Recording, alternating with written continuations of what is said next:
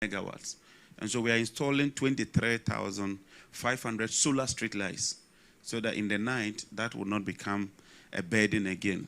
And by working with the finance minister, in 2025 alone, we paid $1.4 billion of energy sector-related debt. The ENI Sankofa guarantee that was established through the partial risk guarantee by the World Bank, $500 million. When we took over, it was depleted to $1 million. As I speak, in 1 year, the Minister of Finance has restored the entire $500 million, and I can confirm that.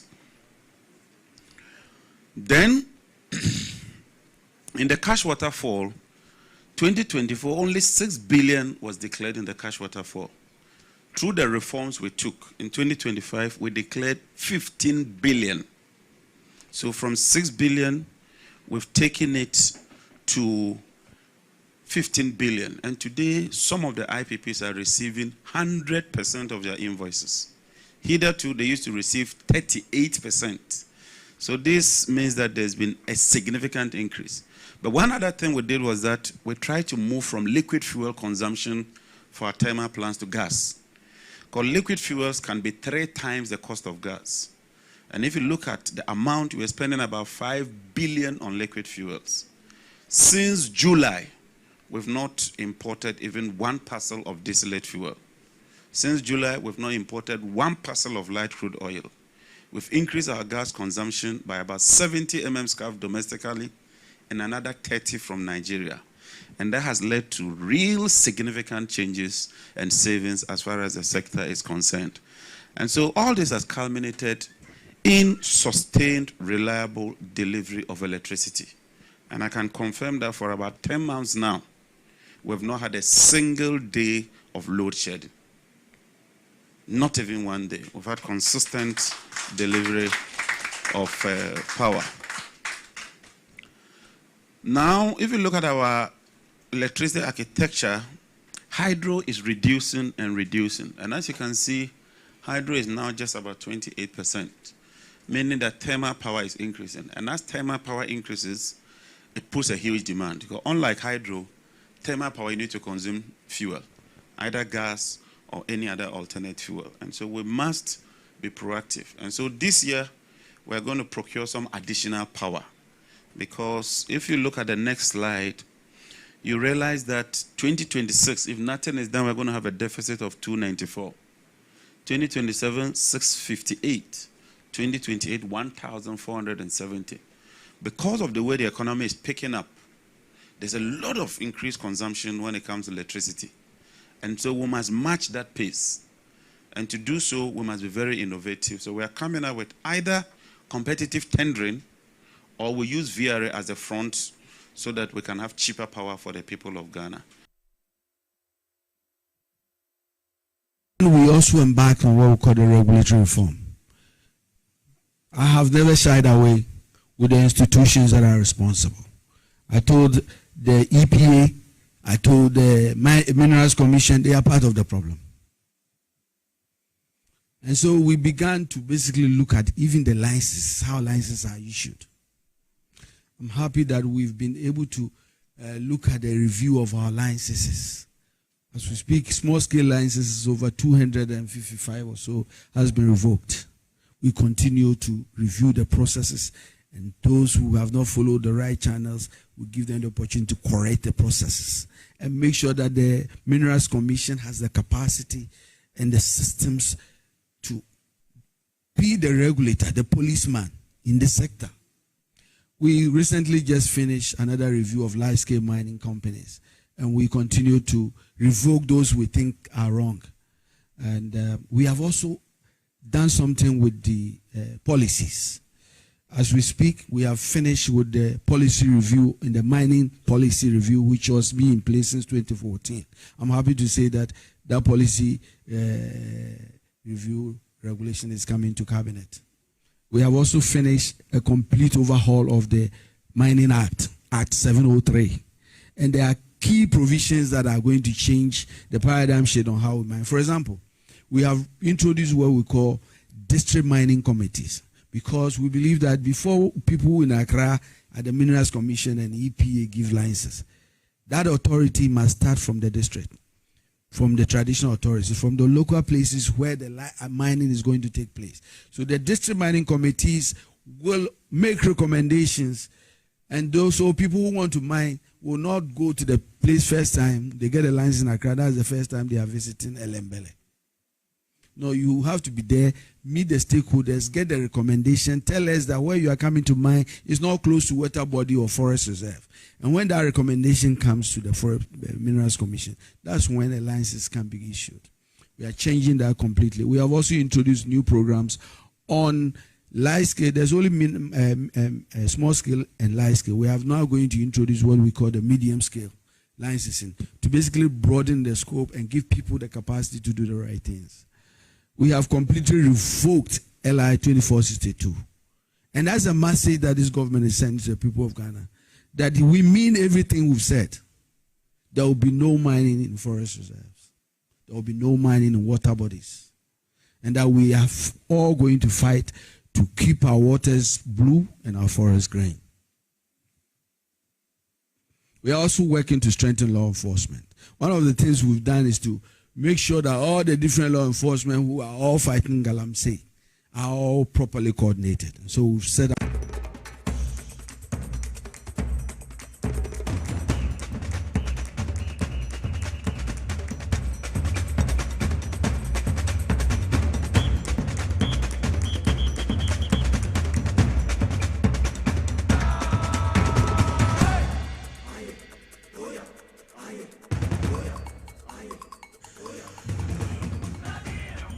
Live on TVSYZ and also on Power 97.9 FM, the hottest and the biggest conversation in Ghana inside politics, in City Hall 37, Abebrese Street, the heart of Accra, City Tour in all the 16 regions across the country. Northern Regional Capital, Tamale, Kesmi, 107.1 FM, Bole, Nkiligi FM, Yako, Aye, WFM.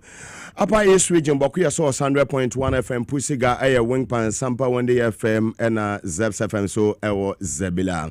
If you want to call Western Regional Capital, Takradi, Sharp 106.9 FM, Iziama Elembele, Western 100.3 FM, Central Regional Capital, Cape Coast, Adon Sounds, Kremo, Kotokraba, Market Sounds, Sona, Rich FM, so Ewo, Asin, Fusu in the Central Region. If you want to call Vuta Regional Capital, who is a Global 105.1 FM, OT Region 3 radio stations, UAS 89.7 FM, Oketekrachi, KFM, Pasana, Boom FM, so Ewo, Sekan have original capital go so nananum 92.5 FM station with ambition Sansuna Duno FM and so ewo Sankore Yanko Bono region Tiny 90.9 FM ewo Nsoko Sansuna and Soma FM so ewo in Crown Quanta London GFM radio Unify Life Radio United States of America 68 FM ewo Virginia omonso FI and live Yoko Facebook Live Power 979 and a TV SYZ Ghana Sansuna on YouTube SYC broadcasting media Mugabe Maase and Sama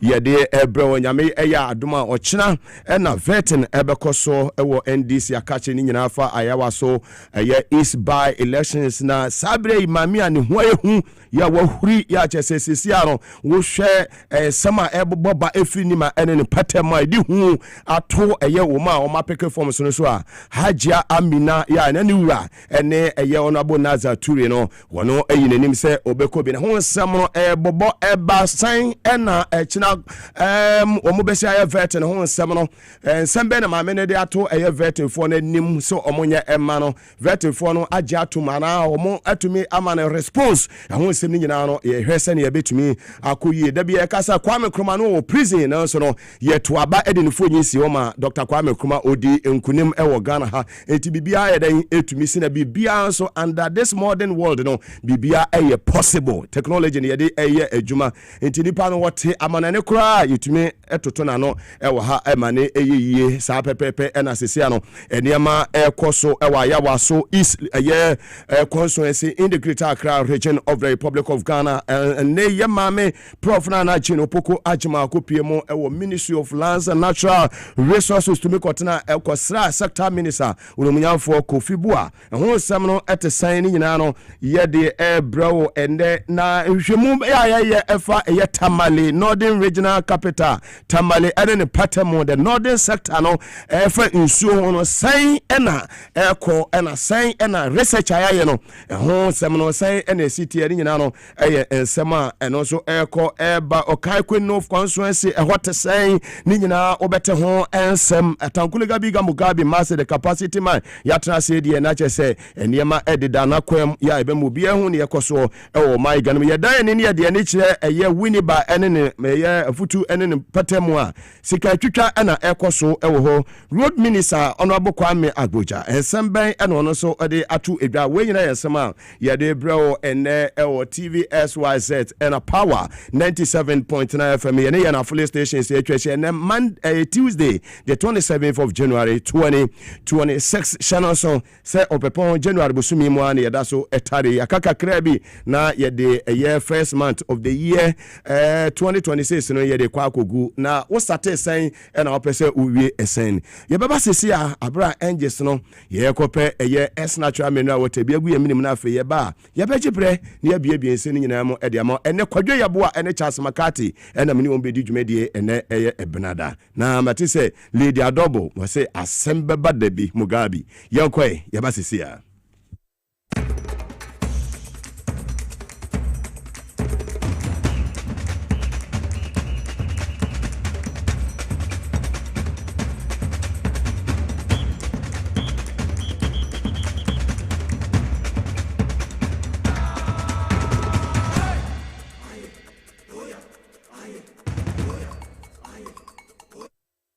to the people TV SYZ and a power 97.9 FM na ye share samana se adofo asabre obi atena fidie hu a so wo Tamale wo eye Bolga wo Boko ana wo Savannah region wo North East region say ye Gambaga ye na Lirigo Barok enya Panduria haya ni obi a TV SYZ and obi a e wo Ghana ha na wi radio de and one power 97.9 FM His Excellency John Dramani Mahama obefa oman we akonye we na adwene se ye nkrase omuni nkane obebo na homane se nkane betumi akoba bia de ho honorable John Jenapo adwuma obo ne yeko eye Ministry of Works and Housing so a na je se yenua yenua ono so ewa so water resources works and housing honorable Ken Ejei obo adwuma yie papa ewo ho no panyi de na to Ghana Water Company ano ye fe se wakilu obo adwuma achese na adwuma obo no oye capacity MD na adwuma so ani yie papa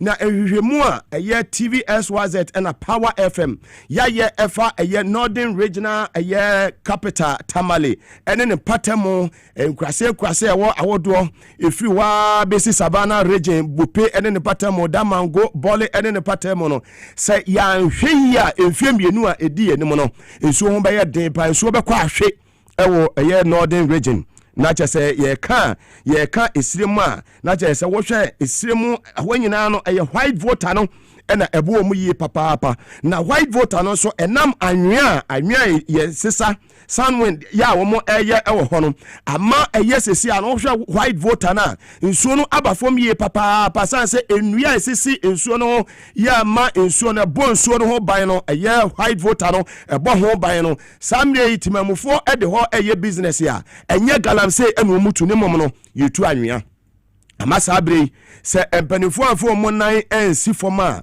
na dialogue ankoso a bedu bebe no yenuanom a Northern Regional Capital yenuanom gonjafo ne yenuanom dakombafo enso ho be yeden na sanse yenuanom yemu se yenu mo kasa wo mote ase papa enti Mugabe Maase anamotuo ya etu ya sa research no kire se ewo se nananom etumi tu anamon na womo ne yenuanom a womo kwati patraks awodo a womo kofa anwea no ene ade no womo etumu kwan womo befa so a womo ebeyi womo anamon no every white voter no said the bayer ensuo ho enyeden enfama the good people of Northern region Savannah region ene ne impatemo na ama Ghana Water anamotu ya won MD ya Northern regional capital unmunyamfo Steven wabo no ho modi ye papa chese wo hwan nkɔmmɔdi nkitaho a ɛkɔ so ɛwɔ tamale nananom ahemfo nso agye agyina mu ɛhwɛ kwan ɔmbɛfa so ɔmo bɛ engage enuanom sɛdeɛ ɛbɛyɛ yie betumi atɔ wie ne yɛn nyinaa yɛtumi abɔ ɛyɛ white voter no ho ban sɛdeɛ ɛbɛyɛ a nsuo ho ɛbɛtumi aboa na yɛn nuanom a wɔ hɔ no ɔbɛtumi anya nsu paa yɛ dɛn anom yɛsɛ water is life His Excellency John Dramani Mahama ni so ade ho nyine sɛ yɛn nuanom a wɔ northern part of Ghana ɛne Ghana fana bɛbia in all the 16 regions no obiara bɛnya nsuo no obiara anya ɛnɛm hoɔden kanea nti anomotuo yɛ Ghana water mpanifoɔ yɛ a mowɔ northern regional capital Tamale ɛne mo MD ɛne nananom ahemfo yɛ a mowɔ ɛyɛ Tamale ɛne ne patemu no so far so good mabɔ mo homɔden yɛ papaapa no mahu sɛ ɛyɛ adeɛ sɛ tipa truck drivers no so mo cooperate with nananom sɛdeɛ bɛyɛ nneɛma bɛtumi ayɛ dɛn ɛbɛtumi ato yɛn nti ɛnɛ abasobɔ kɛseɛ ɛna mede ma ɛyɛ Ghana water MD ɛne ne panifoɔ ɛne Ghana water ɛyɛ ɔpanyin a ɔwɔ northern regional capital ɔpanyin Stephen wone wo team ni nyinaa no sɛ motumi atu anamɔ papapaa na mgye sɛ yɛ nuanom dagombafoɔ yɛ nuanom ɛyɛ gonjafoɔ yi moa ja se dagomba fo mi slaves ni omo dada wadi ase mi nua no omo nti me kasa eno anu no Abdallah ATM or Tipa Track Station or Tamale wasi Mugabe de oka no e be gya bibia ne nsuo no ho ada ho wati ase o ma ha said the message say ba wasi Mugabe waka ne de e be gya bibia enema betoto na kwam aban we ya aban papa aban we dwene Ghana fo te nyina ye mmoa said e be si nsuo de e nipa nkwa water is life no ye we si de bitima tutu enema yie na ye nuan mo we siremo atifi mantemo no nsuo ho etumi akoyie e de amamo nti medam ase papa research na ba betu dwa no kyese ahwe ye 2 years away yenim eba no nsuo ho bekwa ahwe e wo northern region nti anemotu agana waterfo etuo no eye anemotu papa nananom ahemfo mommoa said ebeya kasa no beko fom boko we enye ntokwasem yenko ni gidigidi dabi approach no enye boko dialogue enkoso community engagement enkoso said ebeya ntiase ebeya dey ebeya adwuma na Ghana waterfo so mokọ ba bi so mokọ yi omadwuma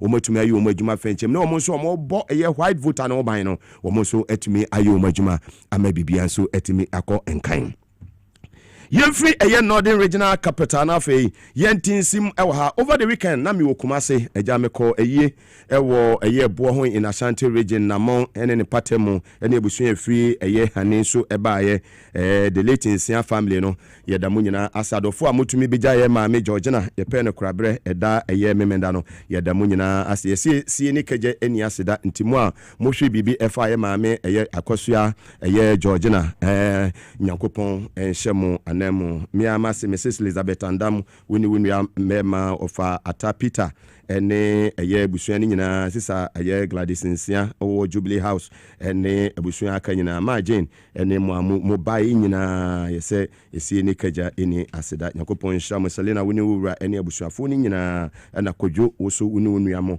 ene busuani beboa efi na mobile nyina no yeda mu nyina ase na kuma se me koye me observe one thing who say ayade se akwan no na Akufo-Addo de wuni na chi a enya de se obeye papa wo wi aseda san se wo hwe president awaba wo hwe de wi a wo sisi echebi ene kwame ene ne patemo achem enclave wo se de wo sisi ho na obebo awura Kumase New Road Junction ekosi eyeso amerwana about a ekwan anense yekwan anenye hwe yese na adu so bisi interchange ewoso amerwana about wotutu kwan nyina na kwan ye ne kakra na kwan ye nya ya adwese ye enso no ye dwiri fa ne ye dwiri bunkum o kwa abuyi o ba abuyi the traffic abba Kumase ya chese enye asemketo akra wudu eye Santase runabout won so a eba eye be kwan runabout won so wonam ho a befa Dr. Kwabena fo mo ho eba ba be piemu ewo be kwan runabout won so ho so asantan na adu adwudwu kwa ne nyina so a wamfa eye ebo ba kokora anto so wase adwiri kwa ne so ase no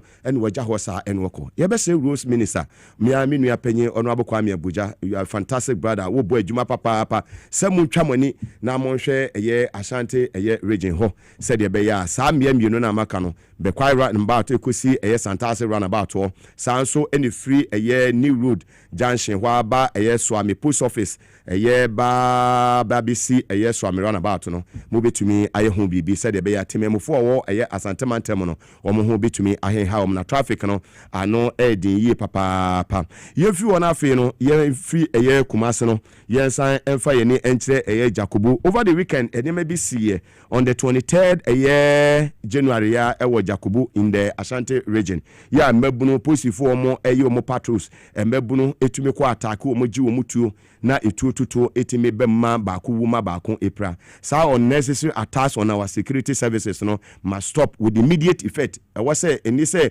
babunu anaso obi be sore say wo ne ho odin nti oto ase posini in uniform oto ase ne so eni say AC say immigration officer eni say AC nipa a wo uniform ya obo me no mie no ho ban no yen was yesu protect we the citizens no wo mo ebo ye ho ban abra ya da no wo mo so na was yesu protect wo mo ne say yesu ekotohye wo mo so sa mob attack any ade no eye unnecessary enya ade a ede asumdwe eba ene peace talk konko na mede nam na edu se wo se mejai guma mejai agum ewo ho ntine yenhwe ne ye IGP wadaworoma wo bo adwuma papa Pantere Excellency John Dramani mama wa ma mfim ye no aye den aka ho no wo bo adwuma ne ye adwuma so ani nti Ashanti region hono ma wani enko woye papa mesa mo boy adwuma muntie na muntie mi ye ne mom sa hye mo kena ewo ho na sa eye mining areas no omo enhwe se de be ya sa tax no eto ebetumi aye den ebetumi etwa na temamofo no so no wo mo ho etumi ato wo mo na menteme ho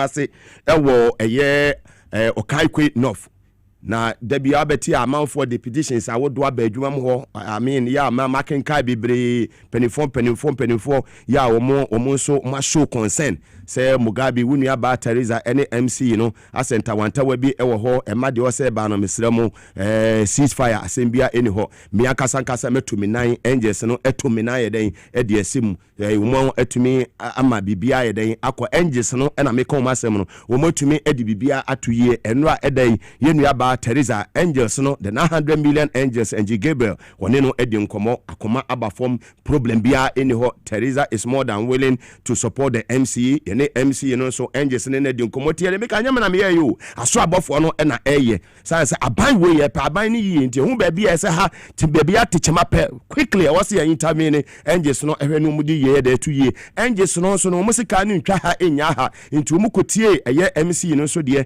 na angels say hey MC wadaworoma bwa wunu aba no na obade be ma no so obe mu no peja no wonso muso mani nipa mo fa odokro ye na mo fa mom enye adwumanti se de awa tu oba na o wani ni nua eye MC no omo de odo abodoma efe keke ya je se no mpuntu a tememofo the youth yo mo eye Okaikwe of everywhere no ene akweti ma ne patemu no omo sa ebetumi aka sanse ye nua ba eye Teresa Awuni ono aboba akopɛ me nua ba akopɛ maka kire se tubane no wudi bibre me achenti ye na fa tubane breme se de be ya be ho ebetomi ti MC we de ye se esi ni kaje ni asida me de asida no ema mo mienu nyina se de be ya moso me engage mu nyina no enje sunu mutimi ti omo na ka se omo ga MC me ni problem bi MC me nua ba me ni problem bi o ni etimi ayeden ya smoke peace pipe na fe no ye call yen enum together as one yemwa se de be o man betimi eden o man betumi etu eye empon there be a problem wo bia na ye man ntena ho o make sure say we solve the problem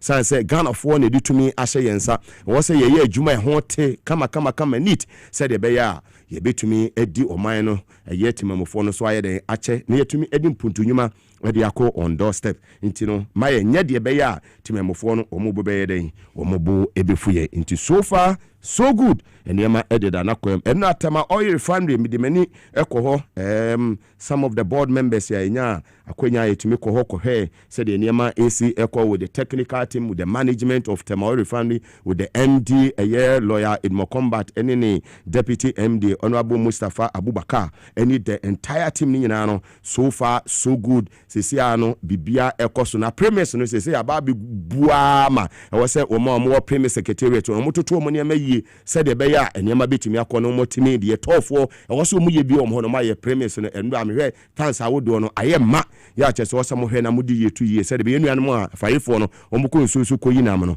premise fo no so no omo sa ebetumi aka so far so good Tema Oil Refinery bibia ekoso kama problem no de akufo ado 8 years wo de be say no ye the few months aye den affix the problem over them Shano said the month of April this year. Adeɛ sɛ aban take over.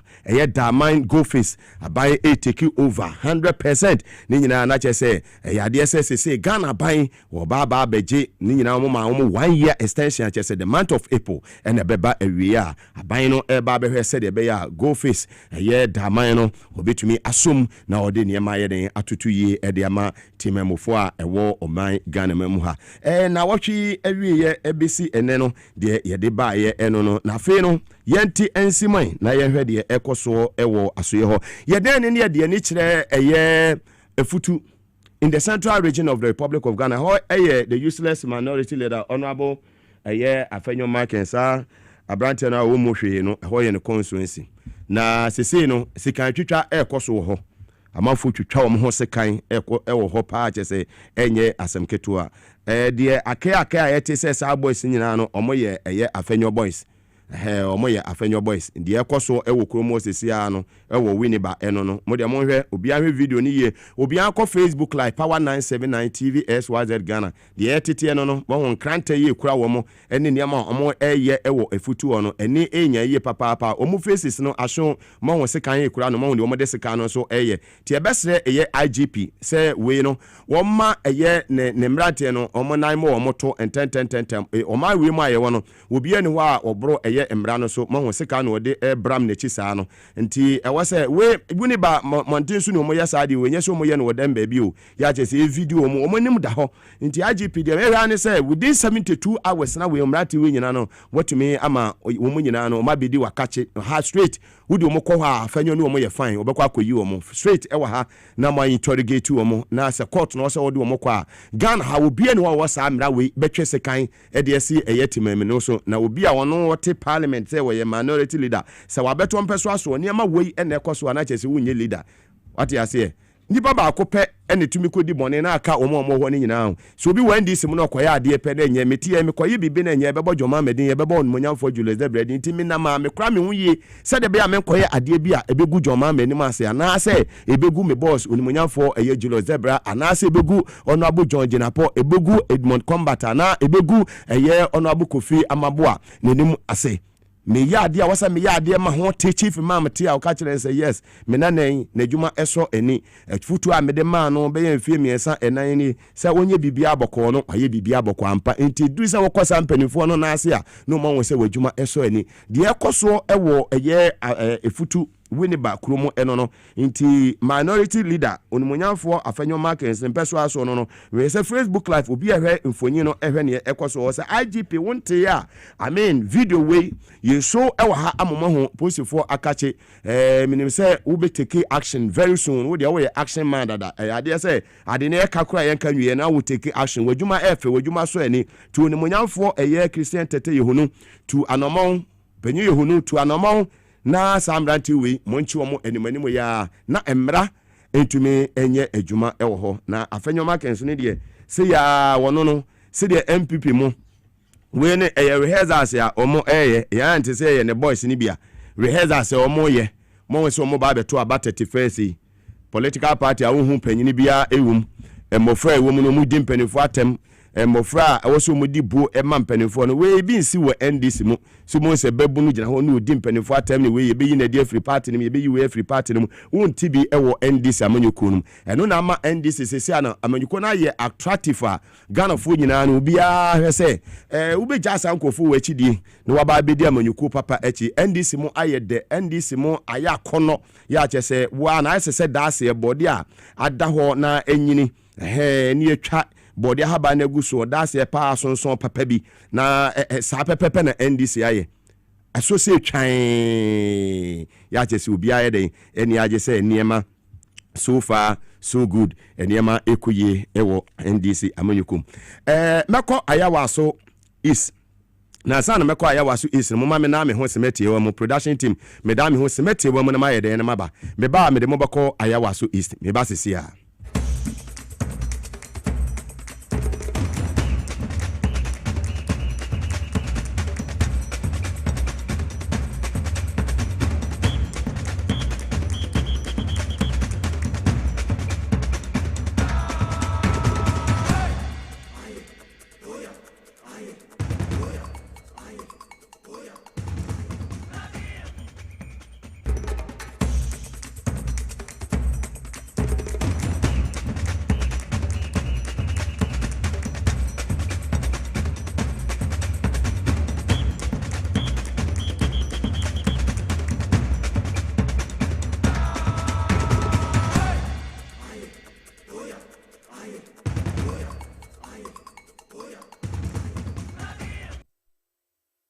Ba Edeba TVS was Tana Power 97.9 FM. Na yɛde nsɛm no ɛtoa so a na yɛkɔ ayawa so ɛyɛ is abeto ampeso aso ɛhɔ yɛ nima ɛne ne mpatemu ɛnkyɛ bia January ya yi wo pɛpɛ mo so me ne ɛtɔ so ɛnan ɛwɔ mfimpimi no aduonu ensie mu ɛne yɛ nua bɛma honorable ɛyɛ Nasa Ture Mahama wɔto anananom ɛwɔ ɛyɛ nsiedo na wɔto anananom ɛwɔ nsiedo no edin bibiri na NPP abontene constituency chairman unity Alhaji Baba Jama unity saa nso na ɛyɛ woman ma contest bi pen former aspirant for no ebi nso ayi omote ɛwɔ ɛyɛ ayawa so ɛyɛ east na senior esitie no na timamofo a wɔ hɔ no okɔ na oni nipa ba ko mienu miensa enan so uyi nipa du na oni omo edi nkɔmɔ a emu wɔtwe bɛka akyerɛ wɔ sɛ ye twa sɛ ye maame ɛyɛ Hajia Amina no obekasa woni panyini kasa woni ɛyɛ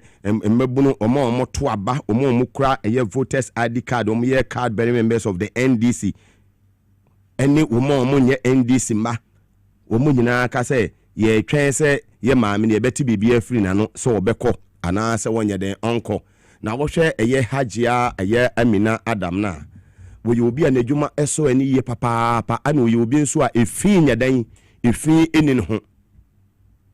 enin ho ena eye Islam som no nso no se oba preposition bi se wo se ye hwese wo se oba no oye oba wodi ne ho ni ana se efi bi ewo no ho na wo hwe ye maame a wayi ni ti ewo eye mabeto mpeso aso owo ayawa so west wagon ho na o de say ayawa so is wona na chese ono no enya de si ifin bia ye den ewo no ho maame ayi obi an ho te kroje ya chese wotumu won say politics no so otiase wosua nwoma akonanim yie papa wone timamofo na ewo ni ma no so no omatena yie onu mu edi ni yie ni kunu tiase no wo ye campaign ono na nenam ena maame no so no nyese obi wo NDC ma odi ne ho siesie during a national campaign no what every constituency in the country woko babia ewo Ghana ha woko ahafo ano of tepa constituency woko tepa ku subiriso ekura me papa fie kwache ame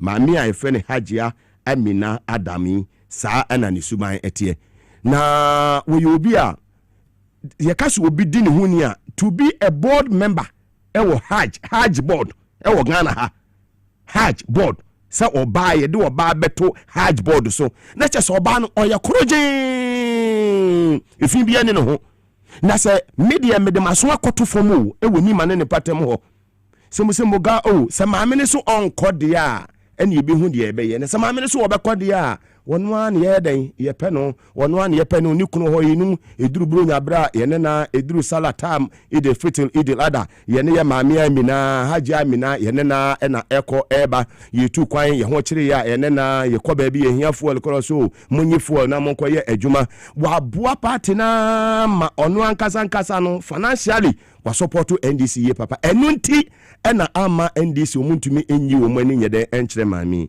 na Debia meka se under Islam no emra wo ho anase ye wo kwan e fa so ye bibia no wa prevent maame no in the Quran so on to me contest. There is nowhere in the Quran ya e kan se maame we into me ye den contest emra wo se okunafo wo hye dem no emra no beso Kwame Nkrumah was in prison.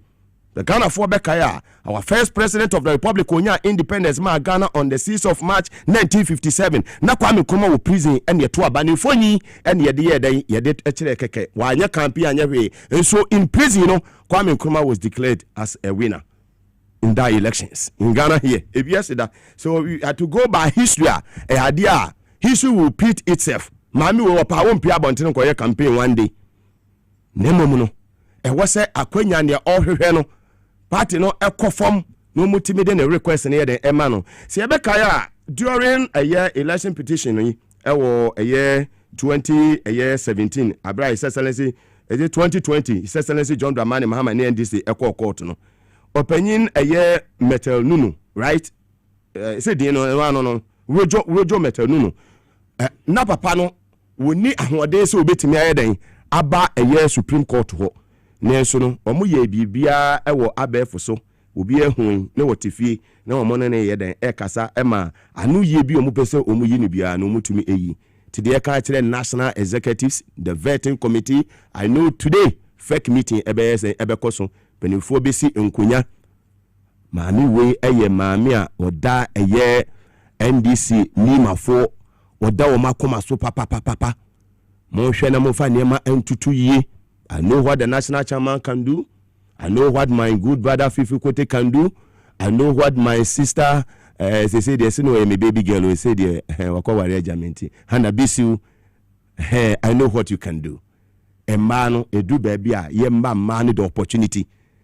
Na ye request or the wa request no mon grant mano na ni interview no wo betina in fie boko na abe for so de mo pese mu bisa ne bia few minutes mo bisa no boko ewo kwan so de best penifo ma decision bia nkoba na we ye ntiase na de oka ne de anya de ye be ye na de kaja abani ma ho ebiduru na mkase Mugabe unu nkrofo ne nkasa menko nti mo hwe na mo fa yi ntu yi sisi na china vet no menya ne tie se 11 am na vet no be start na bibia enkoso kama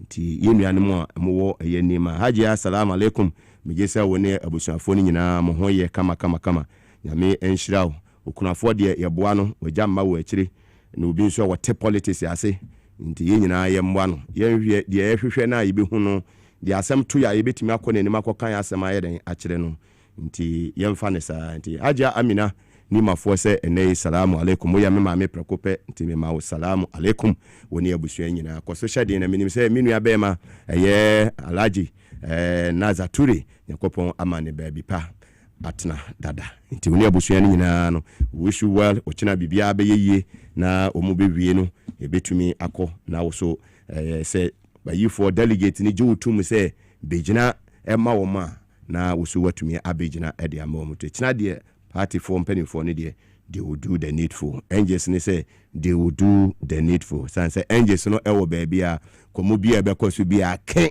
Mugabe Maase ebete. The main person mete say the okan and young granting there be. Mo hwe na mo fa ye and 2 year fantastic party. Ya party mo akono e mo de NDC amunyuko no. Yanko ye no 47 minutes inside 3 live on TV SYZ and also on Power 97.9 FM. Afi yanko ye nim na mefawo enwura eye Rose Ministry na medoko eye root sector ono abokwame agboja cafe so ono na eye minister wodasa road ministry no ano wode ababe tudwa ese His Excellency John Dramani Mahama na ban eba yi fa eye big push program no omotumi abom homode omo award eye contractor esombo 50 billion Ghana cedis across the country ya mo hwese de be ya eniema ebetimi akoso yi kama bra woni yenuanum TV34 etwetwe enkomo no yenti ensema Honorable Kwame Agbeja Gavins, my senior brother, or the Tuja. So far, we have awarded about 50 billion cedis worth of work, and then if you give me the opportunity, as I said, it touches every region. So, for instance, I have a region we are doing the Tepa Mabang Goso. It was an abandoned project. President Mahama said we should novate to a big push. Today, they are asphalting by Kofi Job. Work is ongoing. That work is due to be completed in a few months' time. In Ashanti region, the Kumasi Outer Ring Road, the contractor moved to side. They are doing cycling. It's a greenfield project. It's not an existing road to create the opportunity to detour around Kumasi. Currently, if you are even going to, let's say, Tamale, you are forced to go through to Swami Interchange, and which is what the problem was. When this project is completed, it will remove that bottleneck. And also, he asked us to take on the stalled Swami Interchange project as part of Big Push. The contractor's outstanding certificate to be paid so that we can do that. In Bono region, the Sunyani Outer Ring Road, which he actually started and was abandoned for 8 years, we are back to do a complete loop around Sunyani, which is a very important project, also on site going. In Bono East, the Techiman and Konsia Wenchi Road, the central region, the dualization of Winneba Cape Coast, Eastern region, the Chiamanfo Bridge I talked to you about, and the Kwehutafo and a number of projects going on, the Greater Accra, Dodo Afienya, and then Motorway, Central University, and a number of them. Northeast, the rehabilitation of the Gintri, Napanduri, road also ongoing now. Northern region, the construction of the 3rd ring road around Tamale. Oti region, the construction of the Dambai Bridge. By the way, contract have been executed. Contractor is mobilizing to site to do the Dambai Bridge. In the same vein, the Eastern Corridor, the Oti section, the west section actually, which used to be Pasa towards Oti Damanko, the contractor Chana Jangshi is back on site. All those big gullies have been filled. Work is ongoing. You can send your camera to see for yourself. The Savannah, Winchi to Sola, Upper East, Navrongo, Tumu, Upper West, Tumu, Han, Laura, Volta region, Atimpoku Ho, Aflau, Western region, dualization of Cape Coast, Takrady, Northern, Northwest, construction of Dadie, so Akontombra. So, in effect, the principle behind the first phase of the big push is to interconnect the regions to the national capital using the trunk road. We are doing a lot more than the trunk roads currently, but this is the principle by which we arrived at the first phase of President Mahama's intervention on roads. Very well. Iti yenua eye Honorable Kwame Agboja Gavins and Moten Kano eye Rose Minister or the ensem nyina no e de atu edwa nti I'm so happy say mate eye Swami interchange no ye say omampanyi Excellency John Dramani Mahama wo say omohwe na omunwie nti enche contractor no e ka bia eda hoda da na adukufo ado penyimbone no wentua no wo mo behwe se de be ya aba papa aba president tu fenya Sir John Dramani Mahama obehwenu wetu ya oyo penyimbone papa se oba asantememo pa to abama MPP na de wode so ami interchange a wodi jawo mone dia da che se opanyin ade se onehwe asabre no edema aye asantema se de osisi echebi no sa pepepe ena no se nkosisi eye kumase ene ne patemu nti go so ma ban kwan no so no eno so eye papa mekai kwan no makai eye the late eye nana kwesi bosompra go so man hene nana nyakopon fa ne kra NC na chese Kofiju obo adwuma wasa akwa no so ye papa eno so ebe matimamofo a omo eye Gambia number 1 Gambia number 2 bedi akon mem kensere ene ne patemu hwidiem yetepa ahafo no omo betimi ha omo ye pa akire nsua Mr. Wiagane ne nkrofo yi omo ba no motumi aba se kutu se bam omo free eye maban ne patemu no omo ho so etimi atomu ye papa panti so far so good Excellency John Dramani Mahama ye bo wabaso papa se watumi edisa enima pay edi atu edwa na ensema opanyi esai edi tu edwa ne se enya no kure de biara da se wo hwe ensema eye minority for kenkan what dismissal report say enya ade se etua eye contractor for ne ka ene ne keka ho nyina no wo se enya no kure de biara da wo se Excellency John Dramani Mahama wa release 10 billion Ghana cedis for road project and one said the ekoso ya yenwie ye nyina no omo fan hwe said the uncompleted ones no omo betimi awie Honorable Kwame Agboja Gavins inherit a government of Ghana under whichever party, you are supposed to, as much as possible, take steps to continue projects and programs you inherited. As a result, President Mahama directed that no ongoing project should be cancelled or suspended. And indeed, the first thing I did when I went around the country is to encourage every contractor to keep faith with the state, continue to work, and you'll be paid. And I must say that out of that, a lot of contractors are beginning to have faith in the country again and go back to site and work. And the President Mahama's promise was backed by the fact that as of 31st December 2025, his finance minister have paid arrears. The payment we made did not include Cocoa Road, but he paid close to 10 billion.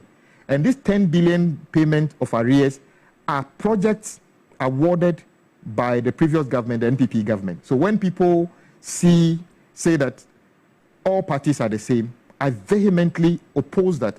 NDC is not like NPP. We are nationalistic. We don't discriminate.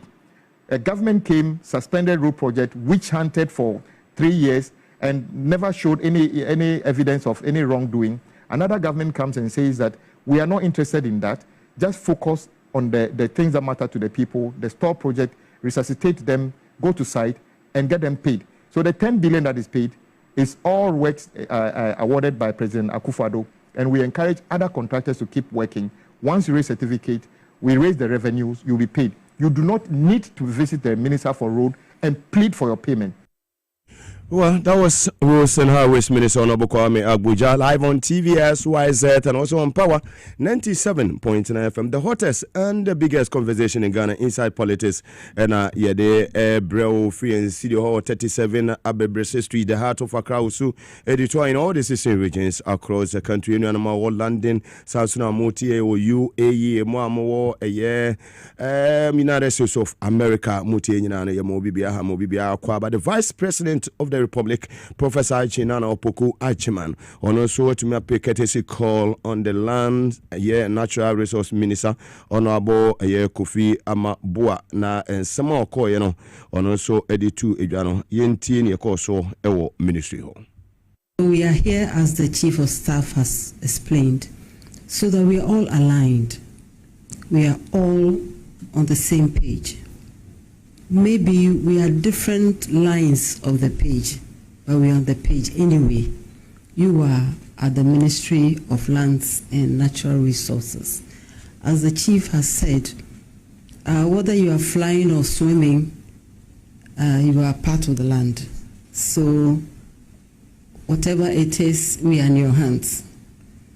You affect life in very, very direct ways. And therefore, you deserve all the support you need to ensure that the good things we know we are capable of doing will get even better. You are also in charge of the environment as a result. So your portfolio is very big, but we have no doubt that you are up to the task.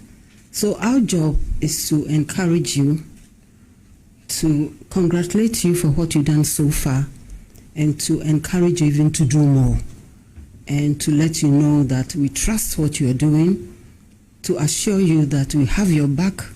We are there to support you every step of the way. As the Chief has explained, it's good that we get the reports, but we are also thinking that it helps for us to come to you, to put some names to faces, to encourage you to think that, yes, we are always there for you. We are not in a distant place, receiving reports written by faceless people, but you are the people doing the work. And not only those of you who are here, I always want to insist, so many others who are not in this room, but who are part of the story, the success story that today we are sharing. I take note of the interventions you are making, the 5-pronged one, the number of football fields, 8,000 or so. I mean, it's difficult to imagine, but that's what it is. And so retrieving some of them is an important success story, and we want to encourage you to do even more. And in terms of reclamation or taking care of our environment, it is not only a moral imperative. We're talking about our survival. Okay. When you hear that a woman has gone through all the difficulty and has delivered a baby in this shape, it's not a funny story. And this is not something we should be encouraging, for any reason. And even if you made the money, how are you going to translate the money into that kind of satisfaction? So setting up the teams is very, very important, and I want to commend you to do even more, that we are talking about our lives. It's not that I don't live in this area, but you will benefit from it, good or bad. So it is something that we should all be very, very interested in protecting our environment, is protecting ourselves. You made a comment about the importance of digitizing our material. And you made a comment about sometimes maybe the excuse is that the person has gone on maternity. You knew I'll talk about that. I said, oh no, I should have used a better. So I'll leave you. But, okay, so I'll skip that one. Oh, I hear you were talking about paternity leave. Oh, even that. But I was going to make a plea that when we talk about the land banks, we remember the women. There are many women who want to farm, but who, for all kinds of reasons, don't even have access to land. So if we can reserve some of these land banks for them, they can also contribute their own capabilities to the economy. Thank you very much. Very well. Yeah, my Prof. Nana Jane Opoku. Ajima and I'm live on TVSYZ and also on Power 97.9 FM S Natural Mineral Water Safari Valley Eco Resort, Hebron Hills International School, Medimoses Clinic and Herbal Center, Divine Hope Herbal Center, Sanso and a Victory Garlic Mesa, Power Specialist about Hospital Munyanano, Asida Enko Emom. Yeah, messages here at the 4 the about Mugabe. This is happening in the backyard of Afenyo Markins. I mean, we've not seen anything yet. It is coming from Kwame. Kwame sends this one from Baby. The IGP must arrest these guys. Onya pa onoso ne the free a year go so Eddie Abba Enono Afenyo Markins backyard. I'm informed that the two groups are all Afenyo people. They are fighting because of the impending presidential primaries. Wow. Yao sends this one from Chebidi. Arrest all of them. They are all MPP mafia boys. Keep them inside the cooler. Keep them inside the cooler. And also, Anfanidi Ama, he probably uses them. Opportunity to nail them, but is someone telling the police to act? There's a big question mark there. So, Aji, it's over to you. This one there, say over to you. Say Aji, over to you. So act on it. No, Umubisa say into video way Aji no will be drawn attention. Say on twana monfa huana. Not just say and also no near etie no yanko yan anim ne fa nsem ne kakra so emfa ho enka ema obi ehonia ekoso enra ewo eye mrashe minority eye dom kuman ya eja useless man ya odi omanim ya Afenyo Markins odi omanim ya another useless press conference with the TV ewi anafe no mafire no oka ensem oka for the current economy, transport crisis and gold board matters no yenti ensem oka we are midija betuato. We have seen that my Lord Bafuboni and his management are all over at the various ministries, including Jubilee. Is he on a thank you tour? Is my Lord Bafuboni on a thank you tour, thanking the government for appointing him as a Chief Justice? And we hear today he is coming to Parliament. We, the minority, don't see him as a tolerant head of the judiciary, because members of the minority came under attack when we criticized the processes leading to his nomination. We will therefore not be part of his thank you tour. If he wants to engage us, our offices are open. He should come and engage us, and we'll let him know things that we find wrong. The establishment of the Gold Board as a regulator and also an operator is in a way directly encouraging galamsey activities. Our water bodies are being polluted. In fact, organized labor last year sounded an alarm and indicated that the galamsey activities have worsened. This government has failed to provide tangible evidence of its commitment in the fight against galamsey. It is clear that they are always involved in a PR gimmick, looking at the optics rather than the substance.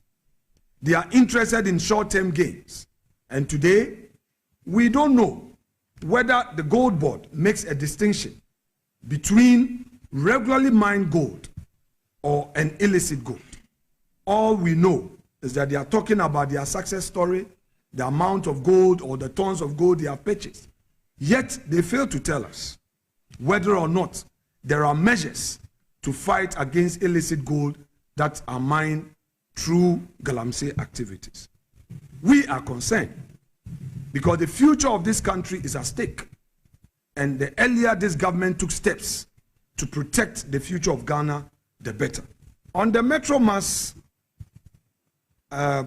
issue, we are going to call on the Minister of Transport when Parliament resumes to answer questions regarding why they sat down for a whole year without putting in place measures to beef up the fleet levels.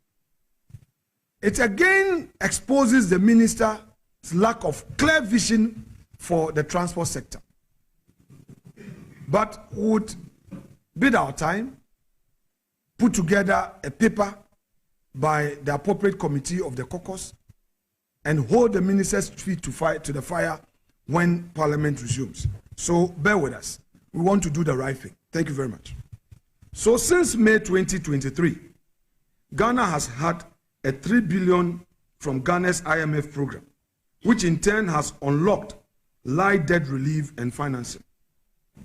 For example, in mid-2025, Ghana's parliament approved a 2.8 billion restructuring deal with 25 official creditors, including China, France, the US, UK, and others.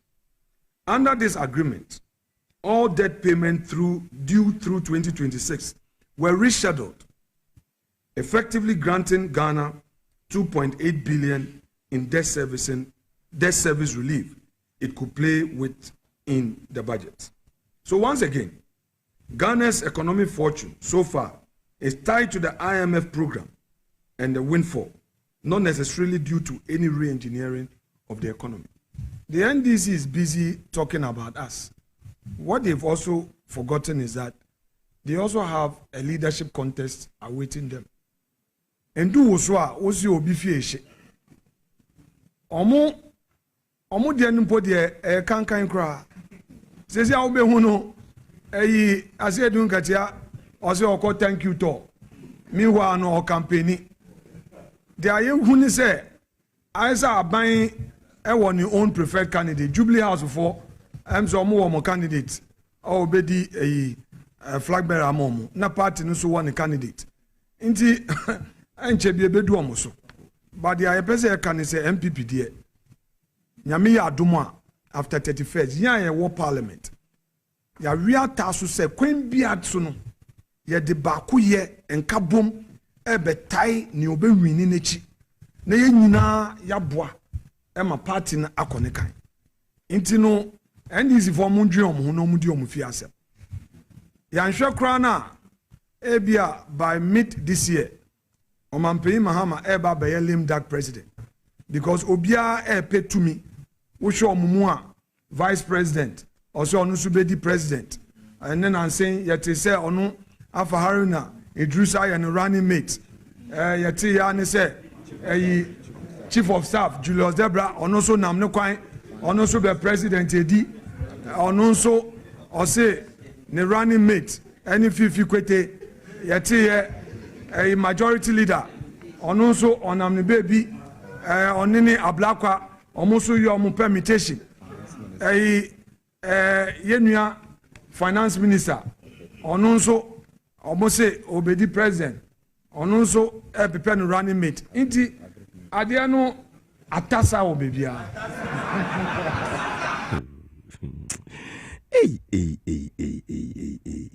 if we guys apa na aboni pa bi musi na da ben ya ma vice president okofre Haruna say woni ne ba omo be contesting da ben mo nyamfo Julius Zebra kofre fifi kwete asembe kure nia Chief Justice awaba no ya wote ne baby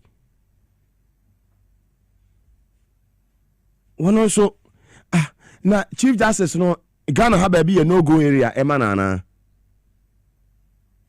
Chief Justice sent me call Jubilee House.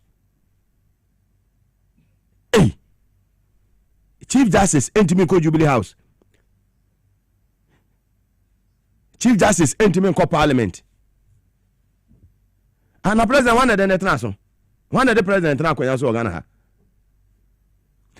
Afenyo pa anti we muso we lawyer. Ka be muso we lawyer. Dabio sometimes we say uma obi a wonnim hwe e kan we a meje adio. Ba obi a wako school yes we lawyer ni we minority leader we majority leader pen. We empty. Me can without fear or favor we empty. Because we empty or my eye wumi. Se kwabasa o mampanyi tu kwan a ho na hwe na che enye vice. Vice president na hwe na che kwapem so obeba. Se vice president ni ho a hwan na hwe na chi. Speaker. Speaker ni ho a hwan na hwe chi. Chief Justice. Enti ahifa the executive, the judiciary and then the legislature. The executive, the judiciary, and the legislature. That's the three arms. Enti ahefa ena a preventive will be say we executive wa ana wo judiciary ana wo parliament ya want to me enko office bi onchira me I don't know why in the constitution we pa wo bapa na de neto akwa we mom dia oh masa we empty hwe kai because we be a wo kwa abato who less than 1 week and then the 27th into a kind of wabe and 9 moko akoto aba eyi mo flag bearer and he mo moko wo de ho mo obubo mu di one this mu nyina na obi adi president be yi so mu nyina qualify wo de hwe wo mo nkofo a wo mo omalane app mo so mo president edi wo Ghana ha ba wo me na mu ne ko sise na Kennedy ne sise wo a wo ma wo mu nyina wo ka se bi a me hwe obi a wo ye credible kakra kwabena je Japan asa why be brand champion no go area obi a no pay hotels na atoto no we chia kai Kennedy Japan wono de mu jai na ne ma obeye wo Ghana ha no enya asem ketu anti ono se ebe temu no ono ebe chechire no man kwan da aba omi ade so ono de ono kwa de me kwa de me pe ba omi ase ne ken me pese omo koto ma ba omi a se omo koto ma ba omi a Kennedy o ne sem bibiri a ye de betia ne de but eno no ba omi ade na efe so on de to me ma one na akufu ado ye hu hwe wiase pa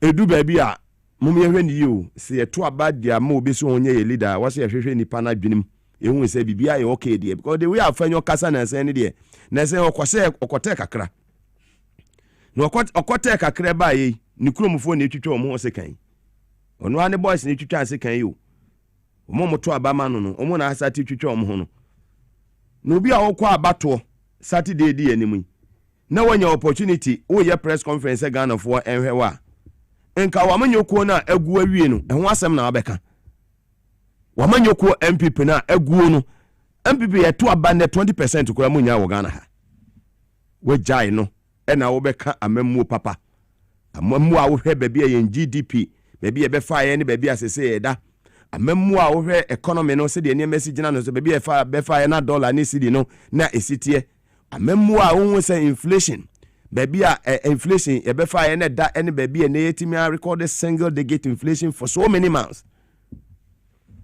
mujina baabi na munya platform sa mo kasa mon kanya sasem na mon fa aseda emenyame na mon mojo mahama his excellency abaso say papa we wotimi edi amammu papa edi abre musuo nka Ghana ni ba na bekwa akofa sa musuo party we say MPP media so under this democratic dispensation fourth republic we be say MPP amanyuku fun kanka tantan we ya agui ye hu nyansani bi o wa amanyuku no no enya me na make Kennedy ne kan nyansani be ne wom from asuru besi form no Kennedy say mu nyina me kan nsem o kan abono na apa ho sema edunan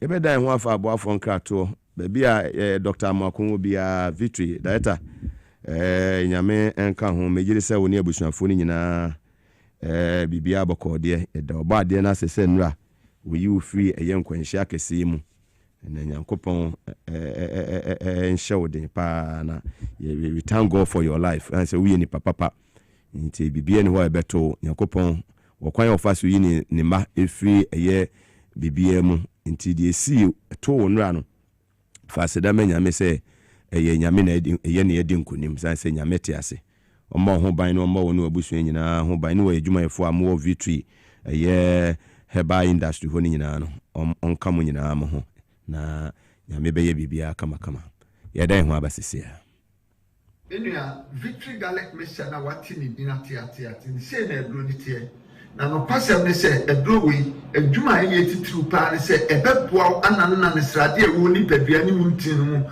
ama ohu atɔ kura ye dika obabi wo ho a okonfikyire a ema edro ewu hia ye victory garlic mixture ebi kura ho bɛkɔ a ewie wansa na ba eye victory ena wu hia wunya victory no ma na busumi biara ubenya ufichira kwa empa ho kura eno de akira obi wo ho ani ti na tedwa no obi wo ho ye aduma kakra bia no abre na nakoma bɔ ne periperi ni nyina ye moja entimi mfa akoma nu kwa adwenu mu eno ne kofa saa de ne ba odofo mesrewo so wo ho na wonsɛm ta adwo ebi a wonsa no sei ana wonam ro mu na esi fom no kura ebio ana ayatufo sɛ de edi fom ato mpaboa mu a eye victory ena me kan fama wo unum victory asa no ma ye bobɔ so nyina no ebegyae de oto ho anadwo a wentini na wunya victory emframa nyankopɔn de ama yɛn sɛ yɛ nhumi wo de wo nhumi a na wo tie so o bra eye victory ena betimi aboa wo ye wo bi wo so a wo ho ana ne yɛmahye no a obia na ne ka obia nya ne hwe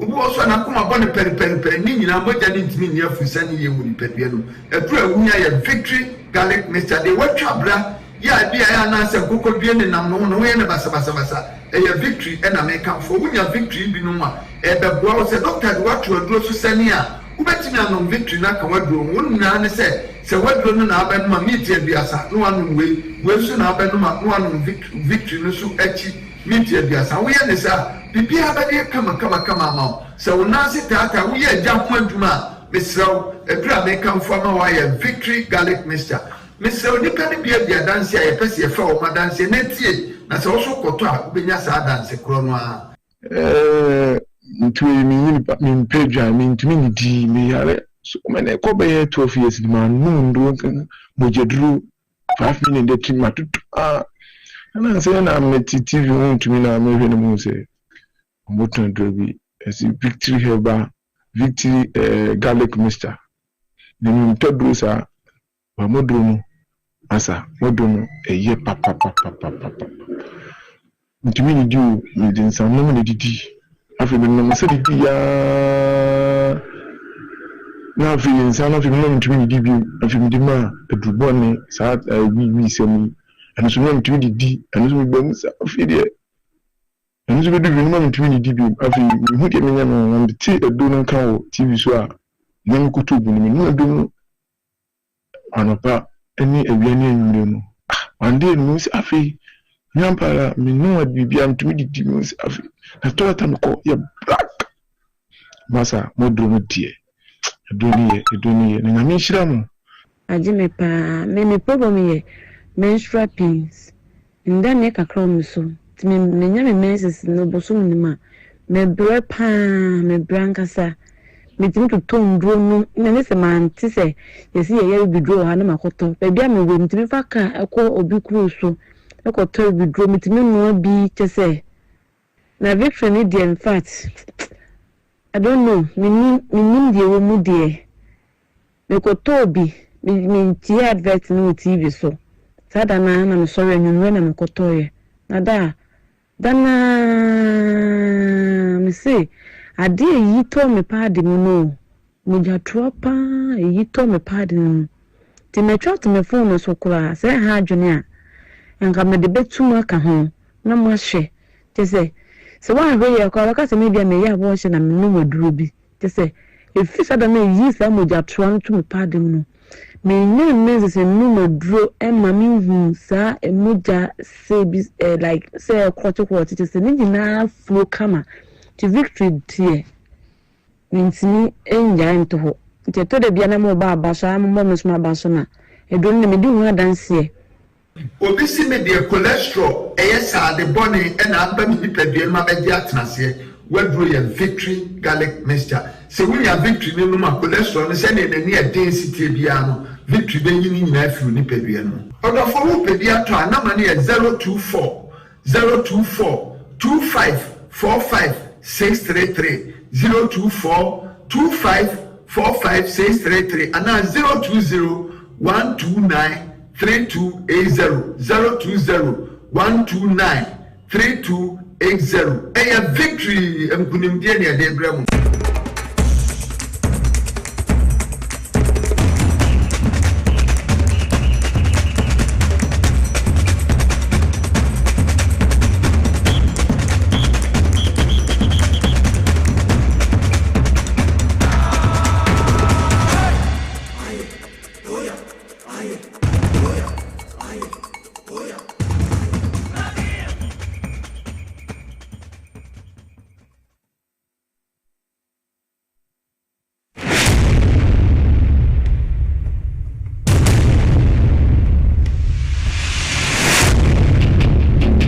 Every human body mass should have at least 60% water for optimal performance in any physical or mental exercise. We can help you maintain it naturally.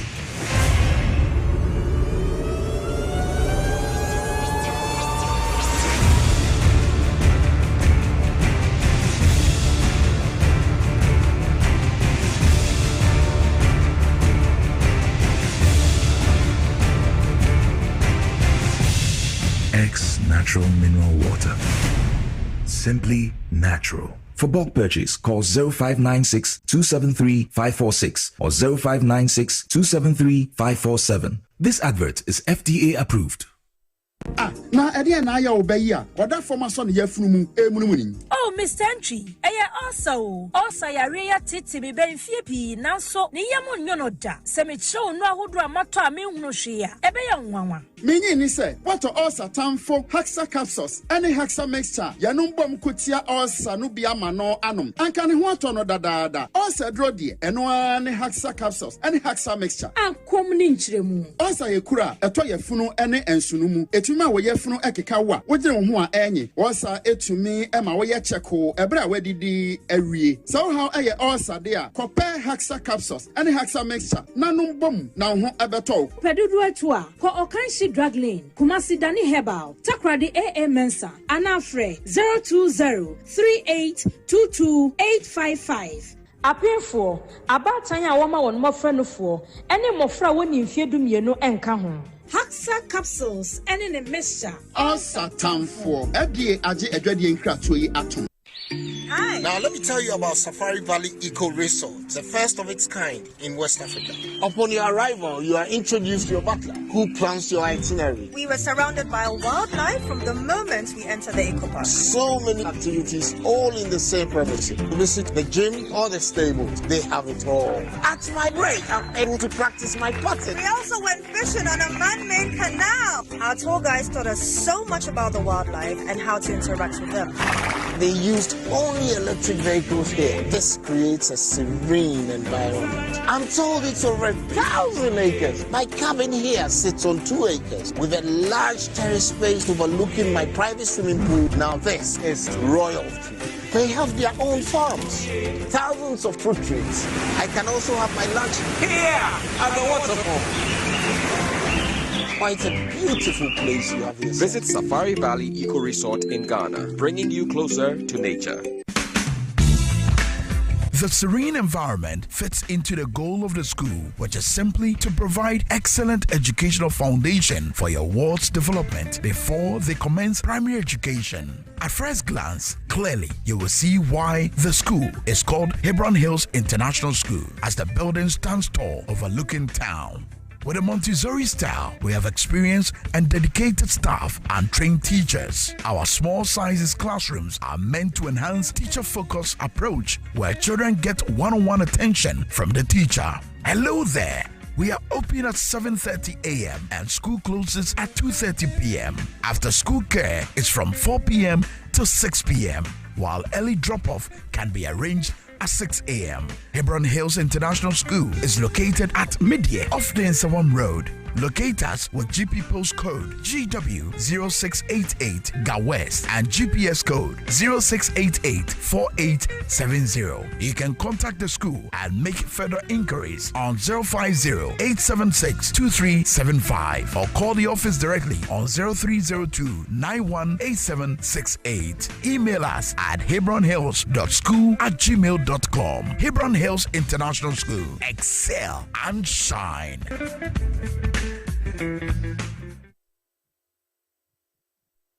Obrabo eye adwumada. Eboa eyam aduane. Eboa eyi nsa free ni peduane. Na eboa woni pedua ma etena ho yi. Nanso wonim sɛ nneɛma a yɛdi na yɛnom timi ma brɛbɔ yɛ adwumaden sen pɔtee. Mehu da. Me brɛbɔ yɛ adwuma paa. Ebia sɛ sɛ mentumi yɛ bibi boa me brɛbɔ. Ani, and no into what the left here from the Moses Clinic near Herbal Center about herbal food supplement. We see pa the brɛbɔ ama ɛyɛ adwuma yi. Na, ɛyɛ adwuma. Fatopa yɛ no yino, anopa ne anwumre. Na eboa ma brɛbɔ yɛ adwuma yi. Sɛne ɛbɛyɛ a ɛbɛtumi anyam aduane a wodi ɛsiesie ne peduane mu ɛyi mu finso yi. Ɛno na me brɛbɔ kia paa. Ubenya Left Kid or pharmacy, herbal shops, ne supermarkets a ebeo. Sa wope dodoɔ so etu a. Frɛ 0244 06 8447. Left Kid, wa wo brɛbɔ, wa wo nipadua. Edro yi enye ma apemfo, ema ema omomanofo, ne mmofo a wonya mfie dumie. FDA agye dwadie krato yi atum.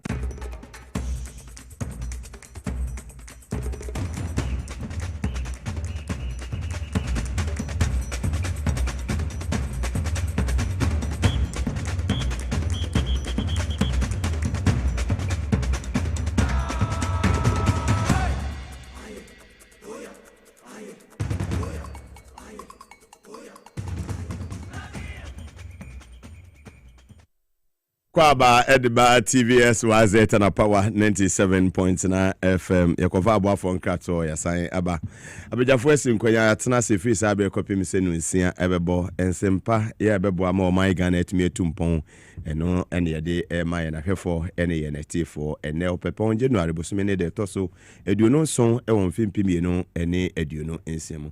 Just Mwakwaba. Apomoya.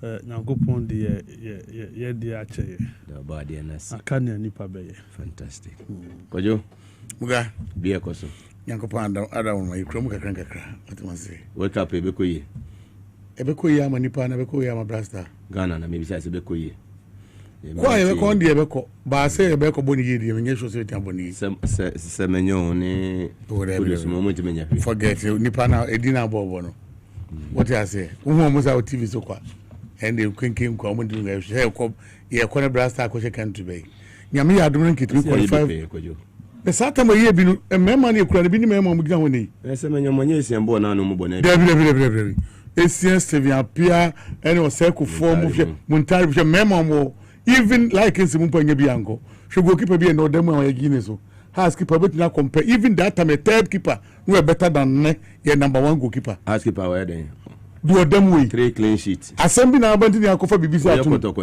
da bi yakotoko asem ba maybe ani yakọ boy cap two ounces na ni yakọ no wo mo ye ja mo abonti kran for mo anko no me better than ene current one obi otie bi anim na hwe defense ani wo ene favorite player what team no ya brasa team mu now yes mo bimpo e sheda wo mpo no because obi a sheda nge serious obi aba wo obi a wo ku ne ho what man say e tun tumi pick bi wo semenyo ball oh David I know the night is up so open juma mo bi ba who the dem na be brasa na the man nge serious obo na grader see ti wo say no ko for so me the president the same thing ko for me the president na hwe ko for you si wo wait to the president the day you on the nine everyone on the sun be bo and a boy the henable the day onye player bi omo for na no wo hwe obo be 3 minutes oh boy we dey I had to see a for so we papa a year World Cup no how many years in Cameroon yeah age na dey kan when I say na zero bo or more age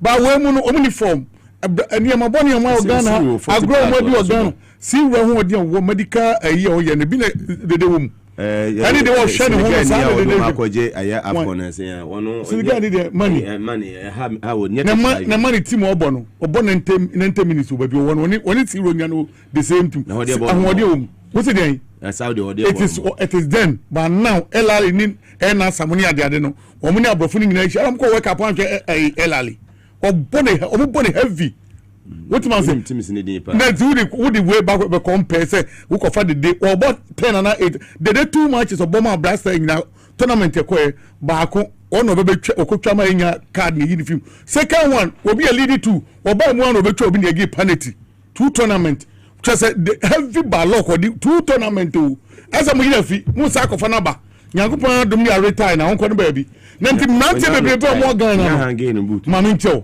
ada wonhwe league wonhwe Spanish the English league ni adade your Ghana mranto omni even kotoko has Olympics or media money adade what's the bad and kolana mo bo 8 and 10 8 obia wa wode and yemfa ankokrasem na eyo 100 meters and the ball e tu ko fo ye ko ekro no mu ne ko giani yanum de be force be kobi upompo be kobi ye ko giani ba se ko fa bi bia o mi de me ba na ya wini aba o mama ebu ma papa say na makoka ho me pe 2-3 man ko jimani ni masama ba me mamu ene jo abebu man me ko no mo ko ani di ha me mpa brocha wo bi kro snow bi eto wo so ro sing na amwa na misi kro no mu se ne me wuntam ani je ko me baba jimani ready yesu me da brocha so bi na me ko dwane me ko dwane no ma we bitina me kan for ata nwa no bra wo me ya bokuto ebe 10 and one and we be see to 10 about 10 what them 3-4 days near bailey the aka court who was car when the judges the diagro agenu cases 50 years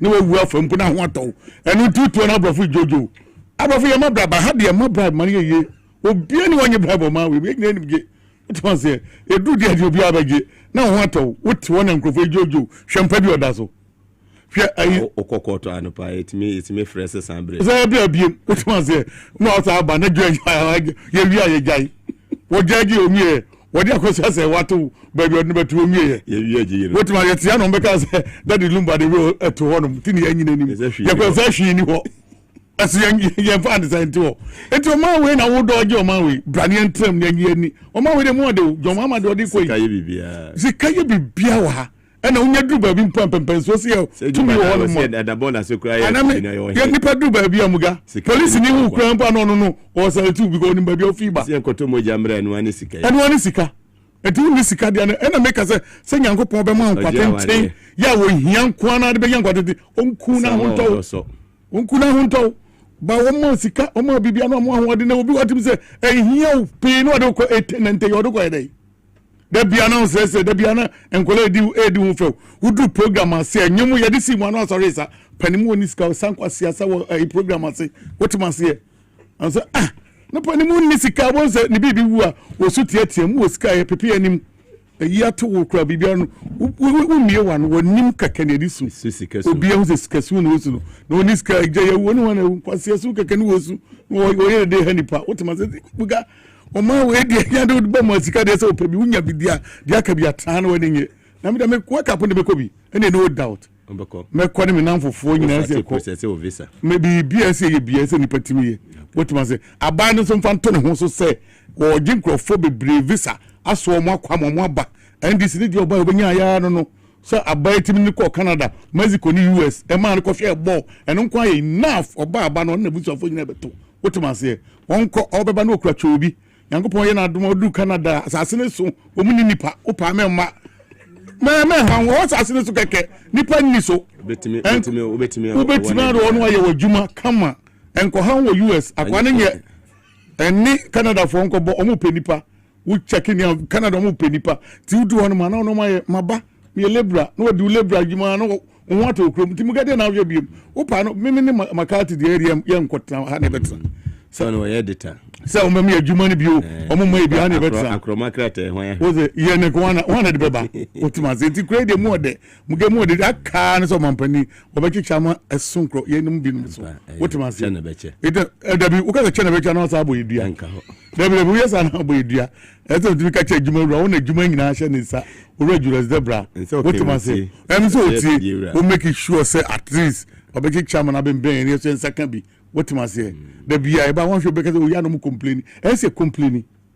because ya adwuma na che ya bo adwuma no say we communicate the best ones are if it tie ka ho say am for appointment aka mo ya ka ya then you create abusan panyim ya nya appointment bi and name incentives bi ho hia essence aka no me nsaka no da identify the so bicycle sa ko pim so bewu baby o mu chicha name to ye kama no obi a ho nto no just the chance and the chance to be difficult to voice out. We need people in the views of Mampani Kufone Bonnie would team. What must say? It won't be cannons and meka. To the mekan here. It chance. Show everybody. Mugabe and do a very Paboni Nikaka. Shall regions and no koto. Satman this for me appointment. Do was an anum koto. A boat 2-3 o'clock on the radio could Muga. Who could Muga buy your appointment the fraud say, who know Busan for your party. Now one will see you. Who friend now one family? There be one friend me, and no friend means what your program. Or friend, I mean, no so no so. And what can some arrangement of the party be okay there? Talk I'm so na bunin part makers. I know so when I'm so good. Oh, could I'm sorry, remember Busi and phone plan for a party be family a party be. So me and my friend from Tijan, no one come back. Was it every party? One day when the party we party later bit makasa cat wakati. What your program will be. Say any point man appointment to obi anim say quite wicked any man appointment be what na me boni di we actually 2 weeks mebo we hye me so tie say me bona fidie ke no hu so ni pa boni ni eto mampani appointment say wa revoke machada me kan wo tie ni pa boni ni say previous one onya bi na wadi me boni second time previous me ho no fam so ya me mra satan pure mo say me man this for kra muga me sorry ana me call no ho me call na me ko do ba me bamba ma me example me ko do ba 10 something me tell one me ba program emuntie radio good and I'm so time na ekodi me pa chemeko say won mama better ho no reception kwa ba ko de kise we pie ko wo so do freestyle akonya mbetua ne ka o wo say appointment ni bi and was I di me na no na jo say nyame do tiase ba nipa boni ni de me man appointment for manipa wo say den nyame ka twa de for manipa ni for mo odi nyane sa da bi tu nyane sa bitimu ode do ebi amene ne be obi anga mo obi bibi o na woni nipa kro woni nipa kro so he den obe kan kire meka nya onkwanpo na to with meka haye kwa me ba tu dwa na obi a woni nipa meka na obe fofora na platform ke sie we so nkokon ba bi asema na me nkokon community tv and community radio me kan the main one na abeka me be ya intro na me church na ma boni din sa kwa we last week na me kan asem no na asema na next week wa me ma amma kwa me nya kwa yaba mama wo dia meba gumbe mebe kana najo maringo trim sa meka asembe kwen well jazz obama makwa banaja me de me say me dream me hunti no me cheda ni bi papa bia me ka chega na for so ana obe ka ho no matwa voice akọ no mago nya wanka no mudi koka ye betra ha ne yanka no mudi ne nam engineer by topics amudia to ne aka ne ko mugade no edin wakasem and American see tia ye be ye show yi that's why kodwa kan we ya Mugabe ti hanso no mudi akwa chama vosu kodwa betra power TVSYZ and odi mpenyufo atem no bisas that is the point no bisas na Mugabe betra say ama kodwa di adwuma we atem yes that is the point omudi be ko that analysis why you kakra we kazi adwuma we atete obeko na omudi akomand si kodwa ti ha edi atem yankon konsasem we yankon concern bebre yankon minority for a press conference bro no mo kire say economy no momo production team mo nya memoa na be 2 minutes bi mo si afenyo We no so man. Microphone do moji ini enko sa say na benada. The production team are ready am see video no so afenyo video no see so mami why. The establishment of the Gold Board as a regulator and also an operator is in a way directly encouraging galamsey activities. Our water bodies are being polluted. In fact, organized labor last year sounded an alarm and indicated that the galamsey activities have worsened. This government has failed to provide tangible evidence of its commitment in the fight against galamsey. It is clear that they are always involved in a PR gimmick, looking at the optics rather than the substance. They are interested in short-term gains. And today, we don't know whether the Gold Board makes a distinction between regularly mined gold or an illicit gold. All we know is that they are talking about their success story, the amount of gold or the tons of gold they have purchased. Yet they fail to tell us whether or not there are measures to fight against illicit gold that are mined through galamsey activities. We are concerned because the future of this country is at stake. And the earlier this government took steps to protect the future of Ghana, the better. On the Metro Maase issue, we are going to call on the Minister of Transport when Parliament resumes to answer questions regarding why they sat down for a whole year without putting in place measures to beef up the fleet levels. It again exposes the minister's lack of clear vision for the transport sector. But would bid our time, put together a paper by the appropriate committee of the caucus, and hold the minister's feet to the fire when Parliament resumes. So bear with us. We want to do the right thing. Thank you very much. So since May 2023, Ghana has had a 3 billion from Ghana's IMF program, which in turn has unlocked light debt relief and financing. For example, in mid-2025, Ghana's parliament approved a 2.8 billion restructuring deal with 25 official creditors, including China, France, the US, UK, and others. Under this agreement, all debt payments due through 2026 were rescheduled, effectively granting Ghana 2.8 billion in debt service relief it could play with in the budget.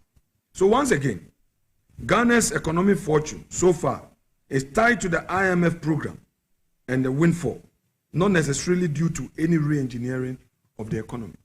The NDC is busy talking about us. What they've also forgotten is that they also have a leadership contest awaiting them. And do also obi fieshe.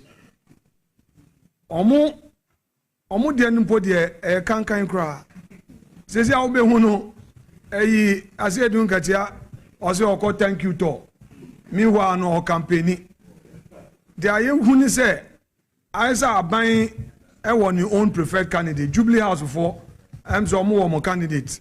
O bedi flag bearer amomo. Na party no so one candidate. Inti enche bi ebedu omo so. But the person can say MPP there. Nyame ya adoma after 31st yan ye wo parliament. Ya wia taso se kwen bia so no ye de ba ko ye enka bom ebetai ni obewini nechi.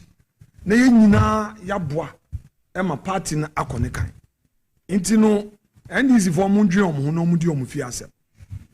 Ya nhwe kra na ebia by mid this year Omampei Mahama eba be lim dark president because obia pay to me wo show omumua vice president also onu subedi president and then I'm saying yet say onu afa haruna idrusa ya no running mate yet ya ne say chief of staff Julius Debra onu so nam ne kwan onu so be president edi ɔno nso ɔse ne running mate ɛne Fifi Kwete yɛte yɛ majority leader ɔno nso ɔnam ne baby ɔne ne Ablakwa ɔmo nso yɛ ɔmo permutation yɛnua finance minister ɔno nso ɔmo se obedi president ɔno nso prepare no running mate nti adeɛ no atasa wɔ bebia. We have seen that my Lord Bafuboni and his management are all over at the various ministries, including Jubilee. Is he on a thank you tour? Is my Lord Bafuboni on a thank you tour, thanking the government for appointing him as a Chief Justice? And we hear today he is coming to Parliament. We, the minority, don't see him as a tolerant head of the judiciary, because members of the minority came under attack when we criticized the processes leading to his nomination. We will therefore not be part of his thank you tour. If he wants to engage us, our offices are open. He should come and engage us, and we'll let him know things that we find wrong.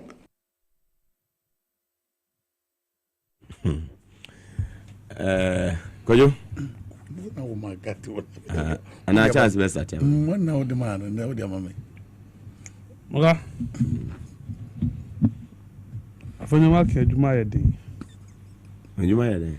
Aidi. Entino atunu ni akeka.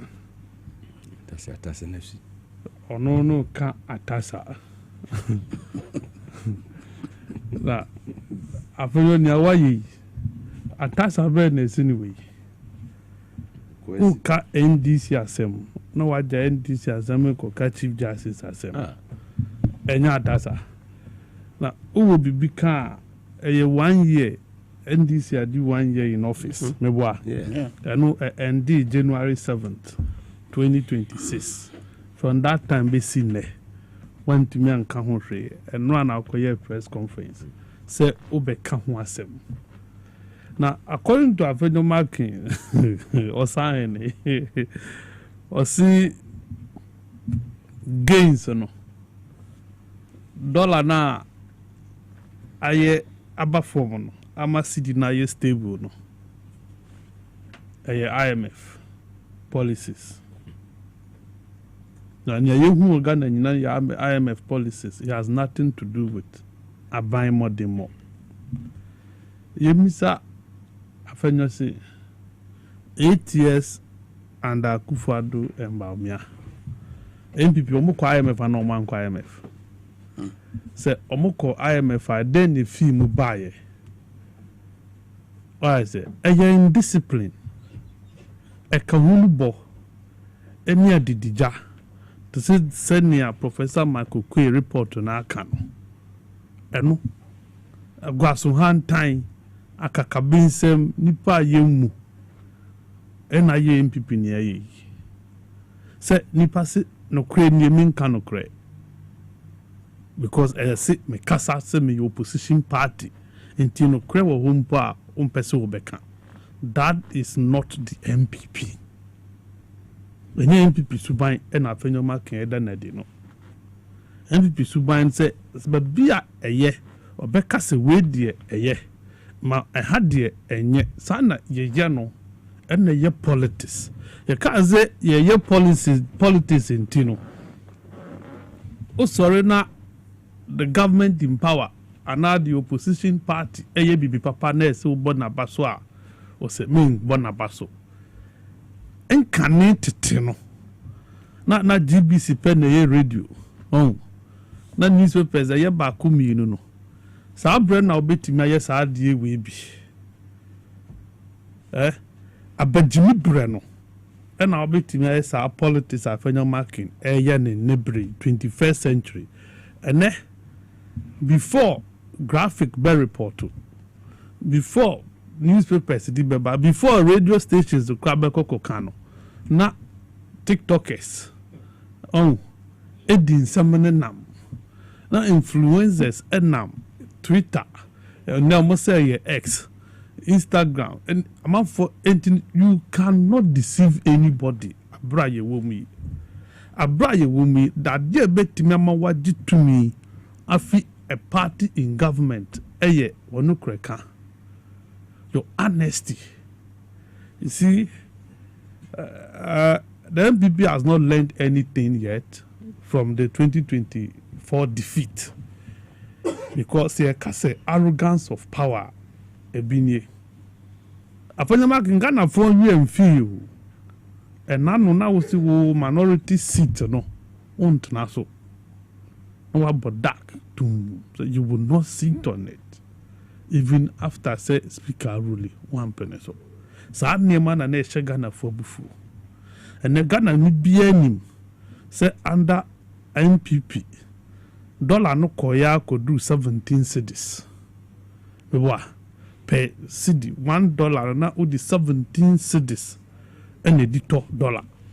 Ghana ni bia nim say petrol NDC fiso na dollar na yes na 4.8 no, say 3 point. I say 4 cities. I mean, 4 cities. NDC FISO in 2012, 2016. MPP take over now. Not dollar no war. 4 cities. Sabreno, Dr. Mahmoud Bamiani MPP, including a market. Now, Moses John Mama, you incompetent. Into incompetent mama of $1 no. $1 to 1 cedi 20 pesos. They are called 4 cedis into no, or you're incompetent. You're 20 competent Akufo-Addo. Anybody nearby, and no more time dollar no from 4 cedis. And they cost 17 cedis. And now some year count. And who as some year count. Now petrol, a whole gallon. Ufa petrol gallon, 4.5 liters. 4.5 liters, now you're 14 cities. And now I'm in New Cassage. I could do fiso. Now a liter of diesel, there you say. Now you're 16 cities. A liter of petrol, then now 17 cities. Ukabomwa, you say. And then NDC Abaya Bay, and for 1 year, liter of petrol above 4 miles bedroom. A bit on 9.97, a bit on 10.5. What is it? That is how cheap it has become. And Ghana Nibia did to 1 year away, edit to 2 MPP 8 years. Send your name Kona, or baby son, and was and I said, I find out Marcus Maw kind of subby. Sit Nansen. See. Se kwasiawo ni mhwimpo na nya dokuna etuahye yezanete and na me ni wu kase obi a oto dollar di dollar ye business no first no okope dollar so ope 17 cedis and what matter $1 ene sa same dollar no o design e kwakoto $1 11 cedis we nya no 12 cedis. For the purposes of argument, 12 and 17 and say. And to be beer dollar ye duma, Ober catcher and say dollar now na mefa or best or be who's a subject, why do you moon no? Be who say, Ebia, say near Dama, maybe a dear old woman I know ding. I say, so a dear old woman I know yet ding, since you are old woman I know yet ding. Onka says, so I say.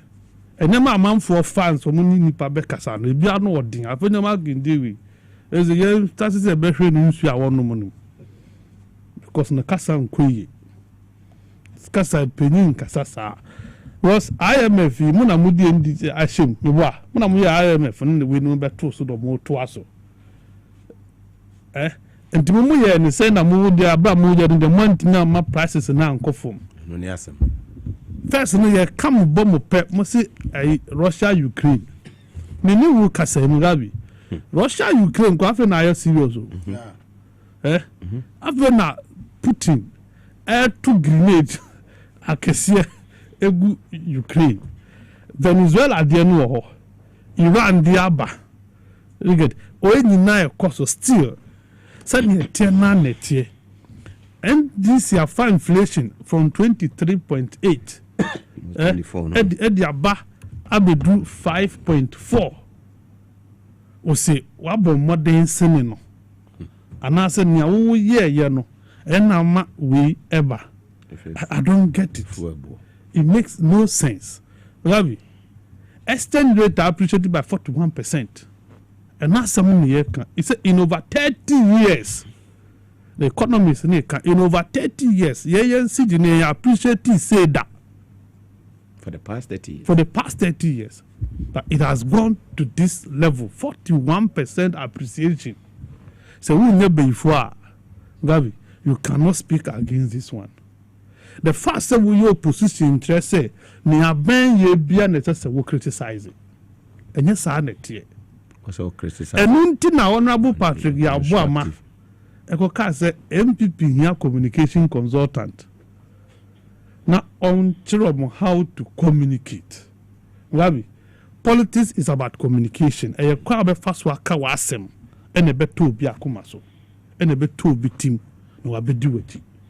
Sa kasa boom we na 1-2 year koye press conference we emwa party no. What is it? Emwa party no. Emma party no nya akono. Na mom ekwe na wagye atum. Mo be ye press conference yi. E na mo ba ban abaso. Sampa mo ba yi. Mo ya ade. Sidi matima ama na appreciate.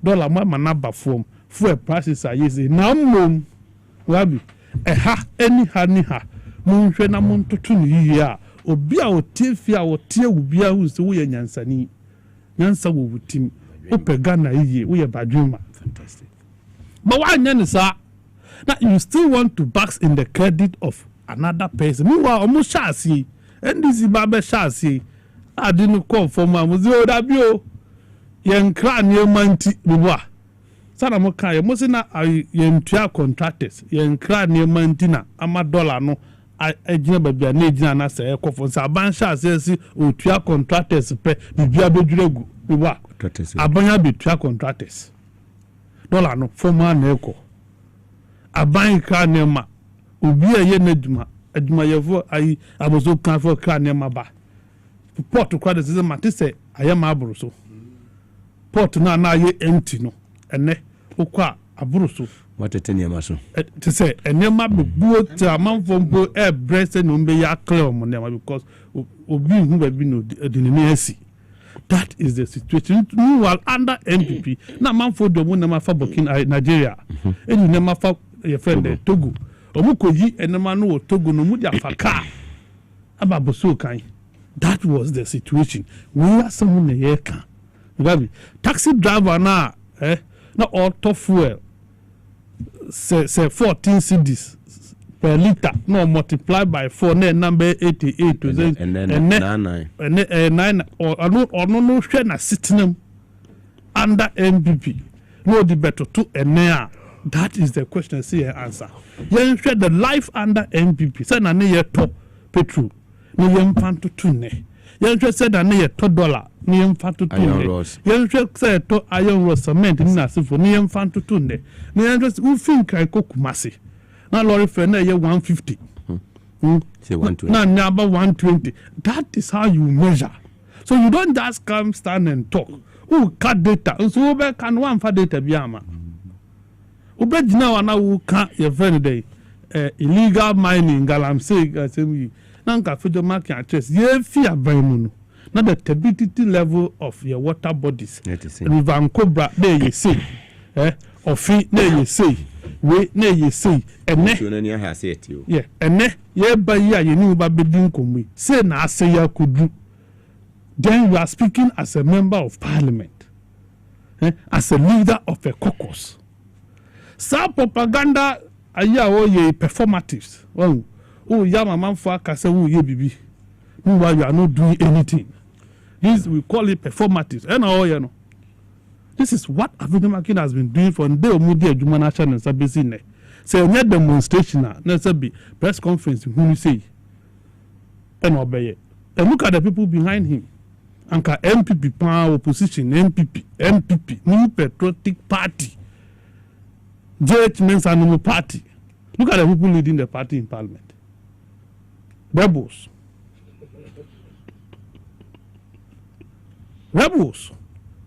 Now, Osahene here. Who are the rebels? Who is Osahene? A Bradford leader. And you Osahene. Who? Oko parliament so mo recording the day Osahene no. And who record to mo? Or you are Bradford leader. You do a Bradford leader the parliament any. Ba kuno ofi ayi. Ahmed there no. Enyo mo na bubu nko na parliament no. No nka bi. Ba kuno di echi no ai tete ano. Habib. Go and look at the videos in parliament. And to question parliament now we no mu and to go ni ntokwa. Mune nemko. Omune nemko. Vandals in parliament. Rebels. And party we are ma wo ho. Look at the people in parliament. MP before kwado upon kroma no mo. Look at them. Nice people they appeal or make me appeal to the public sensitivity no. Ya twa mogu same ya twa mogu. Eni akofa trobo for. Nya trobo for no mo ko form a Ahmed we Mugabe. Ahmed no call parliament you. Omu to abayi ni yen so ani in kura ye na MPP di ni dia to parliament say we chief whip. We ka deputies no. Another pen no man hu no ha. Another pen ko jina Abrikuma North. E ka chom so mu do me ko parliament no ba. At to draw for. So they will not do politics of ideas. Hooliganism. Say yedi assemble to na ya te ni mu na Ghana ni ate ase no wanya gidie wo ye mu de. No, with Afenyo Markins they will not do. Enti ye chi won to me a o me ko tena fo. Ba ye chi hanana obi enko. That's it. You ko invite won to me. So mo ko ye demonstration ko tena fo. Ye chi hanana obi ko ye. Ba fast talk. Obi enko. Nobody, no MBB man will get to demonstrate. And you don't want to do chance or you're not now. Family, I say, Sunny a chen who be a unkaya. And when you need to know, look at the people watching or more, or more yet the demo, ain't no much more money because of Afenyo Markins. Oh, Afenyo Markins leadership, they say, I'm good MPP, our parliamentar, and make a crack. But also Charles McCarthy and Fast like same farmer S Natural Mineral Water, Safari Valley Eco Resort, Hebron Hills International School, Mugabe Maase Clinic and Herbal Center, Divine Hope Herbal Center, Victory Garlic Mesa and a Power Specialist Herbal Hospital. Mame call Minia Kojo, your boss on the into on also submission. Kojo? Mugabe Maase. For Kwanya some anxiety for you. Na me mind this if who say Maza opposition heading, opposition ya. But so share people for nipa me and nine no mugina on press conference. Obi automatic obi afon. O share Ahmed Shaibu na share obeko barber shop kwa ko yidi timpo eden. Ni say what differ me what man say opposition nansian o na no ti afanyo to fro obi ampo obi amfa.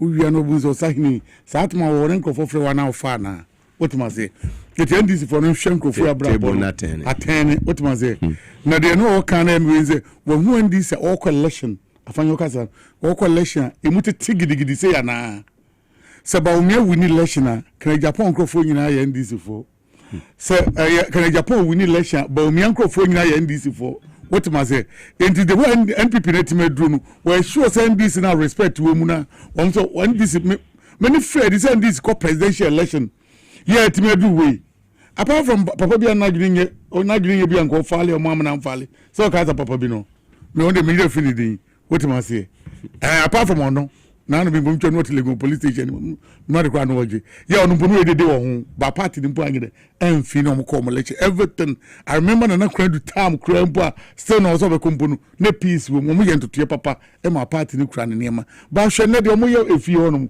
ya no wanya ho ho de an wo ba be kan sa de wi te se sabia mu sabia nya do NDC te se mu hwe NDC mpanimfo na wo mo ka party muga for when it to form so be ahoy ayi mu toto owura toto bi ko achemu kwa amna ahoy ato ahoy mu and this goods no edin na meeting board do na won so mu collection won so bi wo ba bi ogina da she majority leader of parliament would have a majority near the descendants of minority or leaders who don't so or more camp on a camp. But NPP coalition, I find your market now with young workers say, where about me? One more just a penny move beer baby and none of the other stations now and penny from when people now be at the station will be a campaign called the other side. We are no sounds and they say party no why the better matter fee as a party no why the better matter at your be I catch as a dear moyen and get another youngers obi any obium and this is a jumping in form penny for the boom to near my yenti associate me can be company for no so more alan or more to be the beyond the other side. And no number difference, you know, NPP and this is no. But we no more corner dear, met my catcher, Sabium NPP, Penny Mubia and Obium, Obia baby on them. It don't mean Tiakola, I don't mean Tiobia. Nazakati say, dear Tabia, dear, a Casamania, consulting chairman, regional chairman, Uncle Sampo and Minka Mugawata say. It is only when they so to meet and who's a fear one, young penny for to two near me, to Quabe the first and penny for me to near me. And no, and I saw sign with me. No one in penning for no one can say, would be about me, no jai, said the bay of Benyo Boo, one in a pound for no direction. Munamoko one side, will be Casaneti about me, the friend the discipline committee, so on face, will be Casaneti the other candidate there, and the normal, what must say, shall time my brother started dick and a Japan them. Nina, but I've said that now no problem from Pobatico Council, ni 2-3 days as on face committee. About Papuko can be, yes, you are suspending. No, who were the other side? They want to be about what this side are correct. Now, put your party to the party now. And if your party new penny for you, but this one penny for Tia and Crawford, and this is the money at them pony say, election some Bequi, meaning the Nipa Bam, you been a be a matter and pony a BBK, yes, even Panama, some good system where the way flow now. I'm sure Bono, Park and Answer never Bono. Because I'm sure Park and Answer never because I'll make come out and say, me a Jumura, Matisse say Jumura so person could be fine gentleman. Yes, Jules Zebra, we're fine gentleman. Yeah, also what? San, yeah, yes, San Martin. At the same, we say a Greek minister, fine gentleman, oh, Penna, we're being one to more. Elkopoku, Matisse so so baby. Fine, what you must say? And then Ansania Damatis says, national chairman says, yes, see the same thing. Once in your house, be lazy, no, I could be. Only fine, correct. But I wouldn't tell so more, near maybe, and in my phone to say we. But when you good name in action, I met my catcher. Said you didn't corner your name and say, where dear, there be only a corner or to be chin. So far as this constitution, a quite down one, yeah, window, yet we remove one. I Muga, met my catchers, and this is for beyond funny way into be on funny boot into for now. Near to 2 near money, and say, you realize a moment penny or to see, we wait my quartet, my baby woman will be a baby, a panny and where we Ghana, and could say, your mamma could be a man, can I say. Say you greedy in the beer in Pabonini na unko pay we greedy. Say who pay position in Gary. So bet my the constitution da we are referendum the whole Ghana that one manabro original election so we ko pal a year we ko test of Supreme Court near there. We simple interpretation be check mu kama so bet my ko because one ko anto aso na say nya bayi fo na bia we ya open the position there. Among we are shame for say we are sure so about to share sana from mama me catch this in India will be a young to was here we good munto mobo tell no dey share be ko dey ekwe dey be ko because me shefu na akola kwet me feel a tank because of feel tank tank am catch and forget it because for almost 300 na yema ayimuga ti dey make can say we mu kra fie won metima ye and o mo me bo mu di nipa me ensen obi anu NPP candidate bia betimi no. But then the Mumpono, yes, some so be on funny boot in the Enwo. Nentia of Fanyo or Sino Cabibian already. I made I was East issue Cacabin from. Wouldn't say, maybe you win. Was it? See, you win, or said, baby, I want Chief Justice and Chief Justice. And I was so dear, a hot will be by Quaizu, Nima Hona Yamapa, me who Yanimaniaji. We show almost your channel some cover to so and to note when the Kofoko Fali and I'll share a woman no mamino, you know, Ukran for no. Haja Amina, Charlie, I mean, we shank for the Mobuquano. So now it's here, you do a many chances there, pass them. Your packet busanko for a cra will be a babusan assembia, mamina, nobody ding. Sankamania, and then can this for Betia, can we answer on Beko contest, or Beko contest.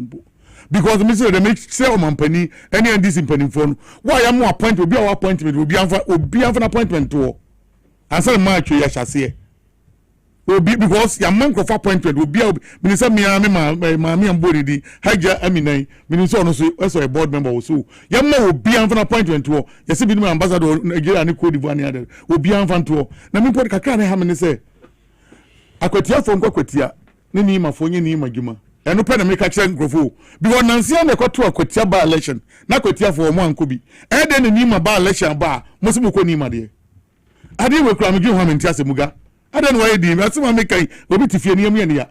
Election, the whole corner candidate to winner, there's no need Sabayano. My papa, Nikrun, my pano, Upe, I was so for now. I was so, and this candidate now. I can assure you the best bet, Sa Papa, better than Winina. Will be of Shankro for I was west, east, central, and north. Nina candidate be anyone of my maybe parliament. I made the 4 now, and this is the best one. Will be our Shenipo, be an one in the correct. About 4 o'clock, 3 o'clock, not in office or Quano, no Triasa, no Conotia. Mammy, any Cunetria, or what Tia should need money yam and ne, Papa and Yanko Pato in South Freno. I don't yes, I hear. See a coffo biaba, a quotia from Quatia. Now ya was for ya was for Juma, and Obabua, what must say? And I am Yanya as a greedy way Mukakra. I me say a mumu where bunu, and I make a chum, chief of staff no. Yan chan 1-1. Appointment 1 year 1 1 year the anyway we.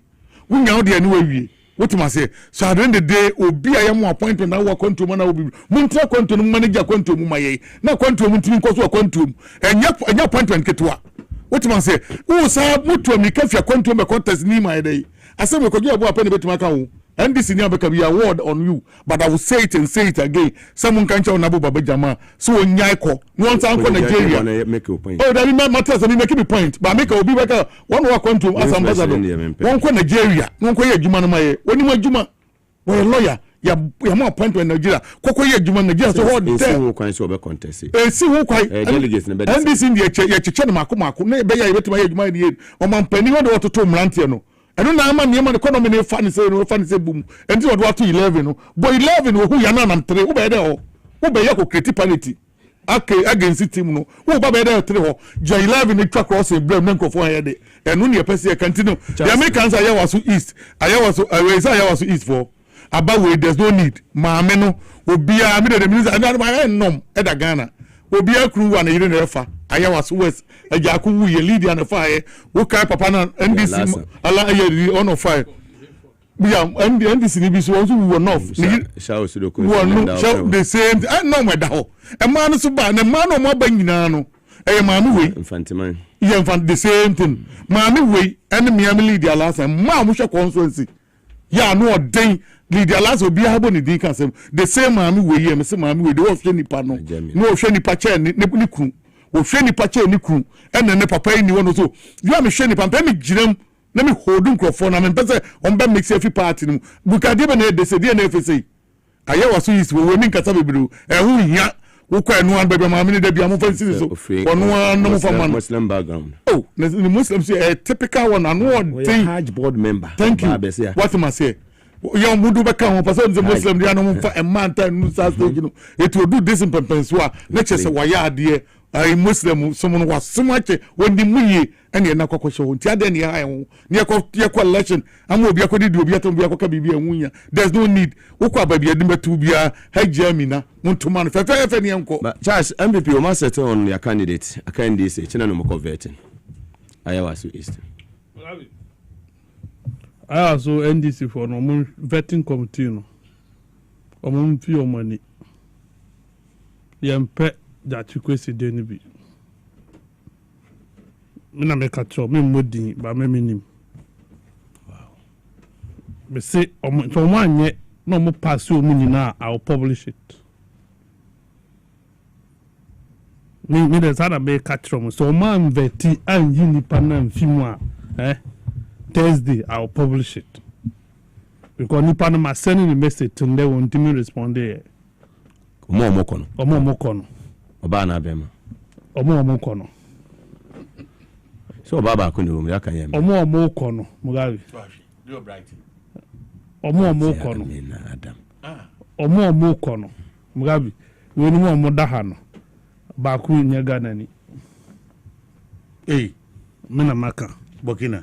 Me se omo anyi na mfimu vetting now, me test that, I'll publish it. Maybe try to recommend this in some near 2 we that you question in some metro.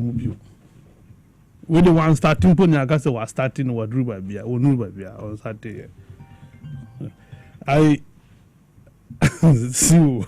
I was just with you. I was just say. I was one water center. I was some of the seniors. Oh, that's what show woman. Now I was so 400 there. I was your commander do one. The name of the I was fee. Until let you was in the Nazo, and I was using in some Subi, and we will be a giver. Into an way in the other boy. What to near my man? Now, be so back on him. When you're bad tiber, or my men come. Now, walk to a banana for banana. Or banana will be up in Yemen. Or banana will be up in and one will be up.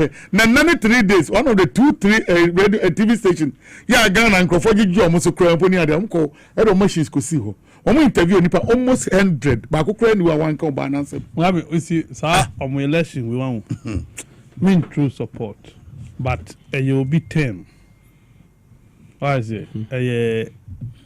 NASA 10 and into a trap. What is it? I made the and could be our interested hat train and no more call the main primaries. No more 2028 now and can be no problem. And Tinanka we consensus. No more their savvy party. Kakra Mwanyano within 1 year we know. And I'm Mokoshi agree. As the Ukona 1 year and no one no. Now, by the number penny number because me or you be a me pen asem. I pen number, but what go for you Kakra wunti a better medicine after death. Because Nigeria, or more UK or UK. Who America, didn't soon, but Nigeria ambassador. Abba. Ujabe Dabi. Asun. Hey, Nigeria. Is it UK? There you did now. What is the UK? America. Nigeria. Abba. Now ambassador won't nimpa. Well, I mean, me mommy. Ambassador want nimpa be $14,000 a month. Per diem count. 10 year bad. 10 crying your bad. Now what we saw I'm talking about $14,000 a month. NPC guy is saying. Nigeria so quite calculated. Oh yeah, connection business a boo to be transfer business there ba. Business was Nigeria and now be two now. In terms of me na me no Mugabe. I say obi ane dey open. Me na me no come dey that first time we ebe build it constituency no. Make sure me present. Oh be dey kwati o. Make sure me present. I say what tell you free watch. Ofi here Boniface Akosalaga abe comedina. Ene ko yi. Enzo betimi akonu aba na. Za na. Ene me nya ndisi mu aba fi obo mu mi abra. Oba ya o se nsa. Ene mu kan hwe fom. Ade ba na wo ye ntia went man to fi. So ka lady na wo fi sami oku ho no. Pokuya. O Johnny be see la pass. Ko si say. Ko si say. Ya wo no ko si say. Ya kwa de no wan. Come on some. What can you do? Be wo fi akoye de ba bi. Se wo fie. Be any money. Da be any money. Tia de na wo so fie. Ko mo come on some. E contest. Me na me ye political strategy. Na no be tia de ba ye. I don't know wan go. Oh, me a political strategy na baba Jamala and Kameka Chelsea onye djuma o Nigeria o. Na proceed no on family brighten the presence e wo ayawa so east wo. E do prime minister wo na nimu en kwatia onifi yo ayawa so east. And can dey bebo aba. Dabi wo ya kwatia ni. Dabi jasa. Oh me ndem meka. Ya wo ni ma.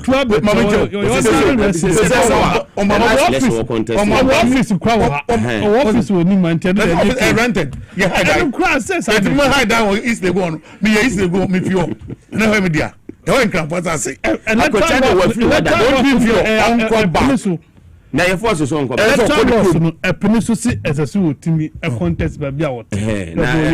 Into ordinary resident. I go fire and go favor. Also, be better than favor. Oh, me but me who say our free, but why you never can't buy ye, wow, papa, no, Madini. Why me DMP or Madina? And no be the CEO.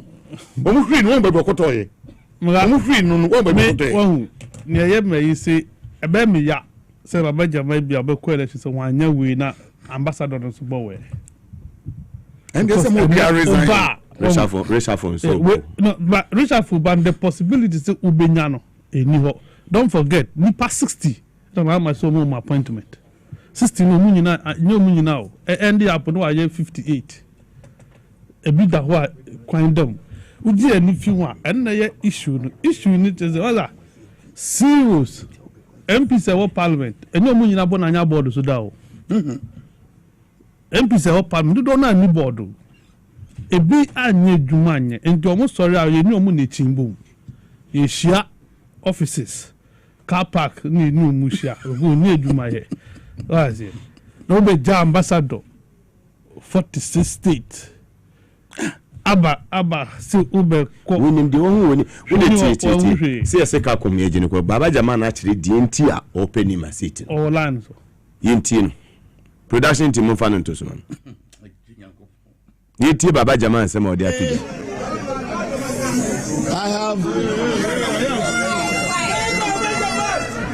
I have officially presented my documents to the regional office. The region has gone through, they have accepted my documentation, everything is complete, and has handed over my copy to me.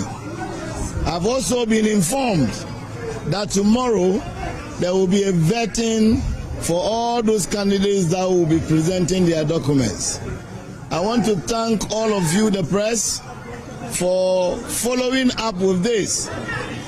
Those who think and continue to ask why Baba Jamal is coming back and leaving Nigeria as a high commissioner and coming down to take the title of honorable, let me make it clear that my motivation is not materialistic. My motivation is humanism and service to people. I am motivated to come down and serve my people. Even though I am serving the nation out there, I can assure you that there is a greater tax on me to come and serve my people. I believe my presence here will be more useful to my people and also to the nation even than my service at Nigeria. Not because I don't regard what is in Nigeria. I hold that position in high esteem. But when duty calls, where you are needed more, you need to respond to it. So I'm responding to the several calls by my people to come down and serve them. Inshallah, I will continue to serve them in good faith, with all my heart and with all my strength. Inshallah. Uga? Oh, Baba, let me jiniti pa. Oh, serious. Tama na iti Baba Jama as Colondo. We they were say campaign. Obe sumu de nipa. Mo Nigeria mo ya mo. Ambassador to 40 over 200 million people. Nigeria for more Ghana for munchen no more Iowa so east. Don't try cry. Nigeria for more Ghana no munchen more Iowa so east. Now present as when we small wa o so ba be small people na kwaduka no people dan ya kutia. They are your people. We hona ufi. Hona wo, hona what na hona nanu bi bia hona. Let's hear one onimo. Na kutia kwa de go tu galamse wa wana. It's missing. Bisa. Let's No, we are dealing with that issue. When he was born, I mean, between my say qualifies to contest in him. Let's put that. He never talked about his qualification. Nipano, I didn't want born actress in the area. One kind of qualification. Or so, had no baby soon. So, no person be the MP. No person. And yeah, Ambassador Doria winner. And the one resign here. What fine one resigning? Has he resigned? So when you're truthful to me, see Ampa and you my phone or person or best sumo more. Then can see what resigning and son away there with the Abba. Enti se wo resign ye no di ba ye dia and obetima ka temi ma for the say me person be so muntu no me di madwuma me ye wo Nigeria no atofom. I have resigned almost well. Yeah. Also. Enti wa resign see uba be so need ma for and the need ma for be jiwe disampa you want to come and resign them. Now we person be so ma then what you inti Mugabe. Koko de John. Or kadia dada o mo. Say Baba Jama dia to say ni ma for no person o sumo mo. Enti na wo ba na nye materialistic dia. As he said, on the kanye or say on the kanye say or person be sum ni ma for no enye materialistic. Ese o mo die adwuma de mo obi akomode no. President John Dramani Mahama, Chief Callistus, mo die adwuma no mo obi a akomode no. But chief of staff, no na adwuma no na adwuma re. Oye ready say o person oye adwuma no so na bi de hwe amanfo. Ki no wa o. Na nipa boss no one ya bia wo se wo de ena nya nti you want to come as let Baba Jama resign to prove to the Nima people say indeed he's coming because of them. Many disappointed. So Baba Jama call prime minister no lusu no mujana so on Nigeria. I'll be disappointed in appointing authority because now ye a kotia no oath of secrecy in oath of allegiance and whatsoever. So you are going to represent the president in Nigeria. Me can you lobby you? Me call her lobby. You lobbied for this position. So PMPD and anka what no for PMPD. What could lobby? I'm a you say Dima will be nya minipa your friend Madina for Sorogo for Madina. Rabi. Ndi Sorogo na call ya. Nka ukwa weekend hu nino ha. What I could do in Nigeria? Uti ayeka nka weekend awo na so go no nyina anya appointment. Na ye dia ma wa oba be ka che Ghana force. We need ma for na person obesmo. Resign your position as an ambassador to Nigeria to confirm to validate your claim say ni ma for na person wo sumo. So we resign here. So that president I'm also your comparison, my man, so serve on board. Oh, my Mr. But you can be an MP and at the same time, board a hard board. Board and your quarterly. And then meeting once here. Where the BS was so betting Nigeria state in a 46 state. Obekoni in Abakwana 1 month to meeting. Bet made the tuning. Obeton Nigeria MP Ghana. Say, Bisa. So do it be a kutandi MP or Nima. It can't happen. Yes, I see so. Yes, Baba state. Oh, yes, Baba Jamana, Kasakasa, Akan, yes, I see should be. Nami Baba Wadi.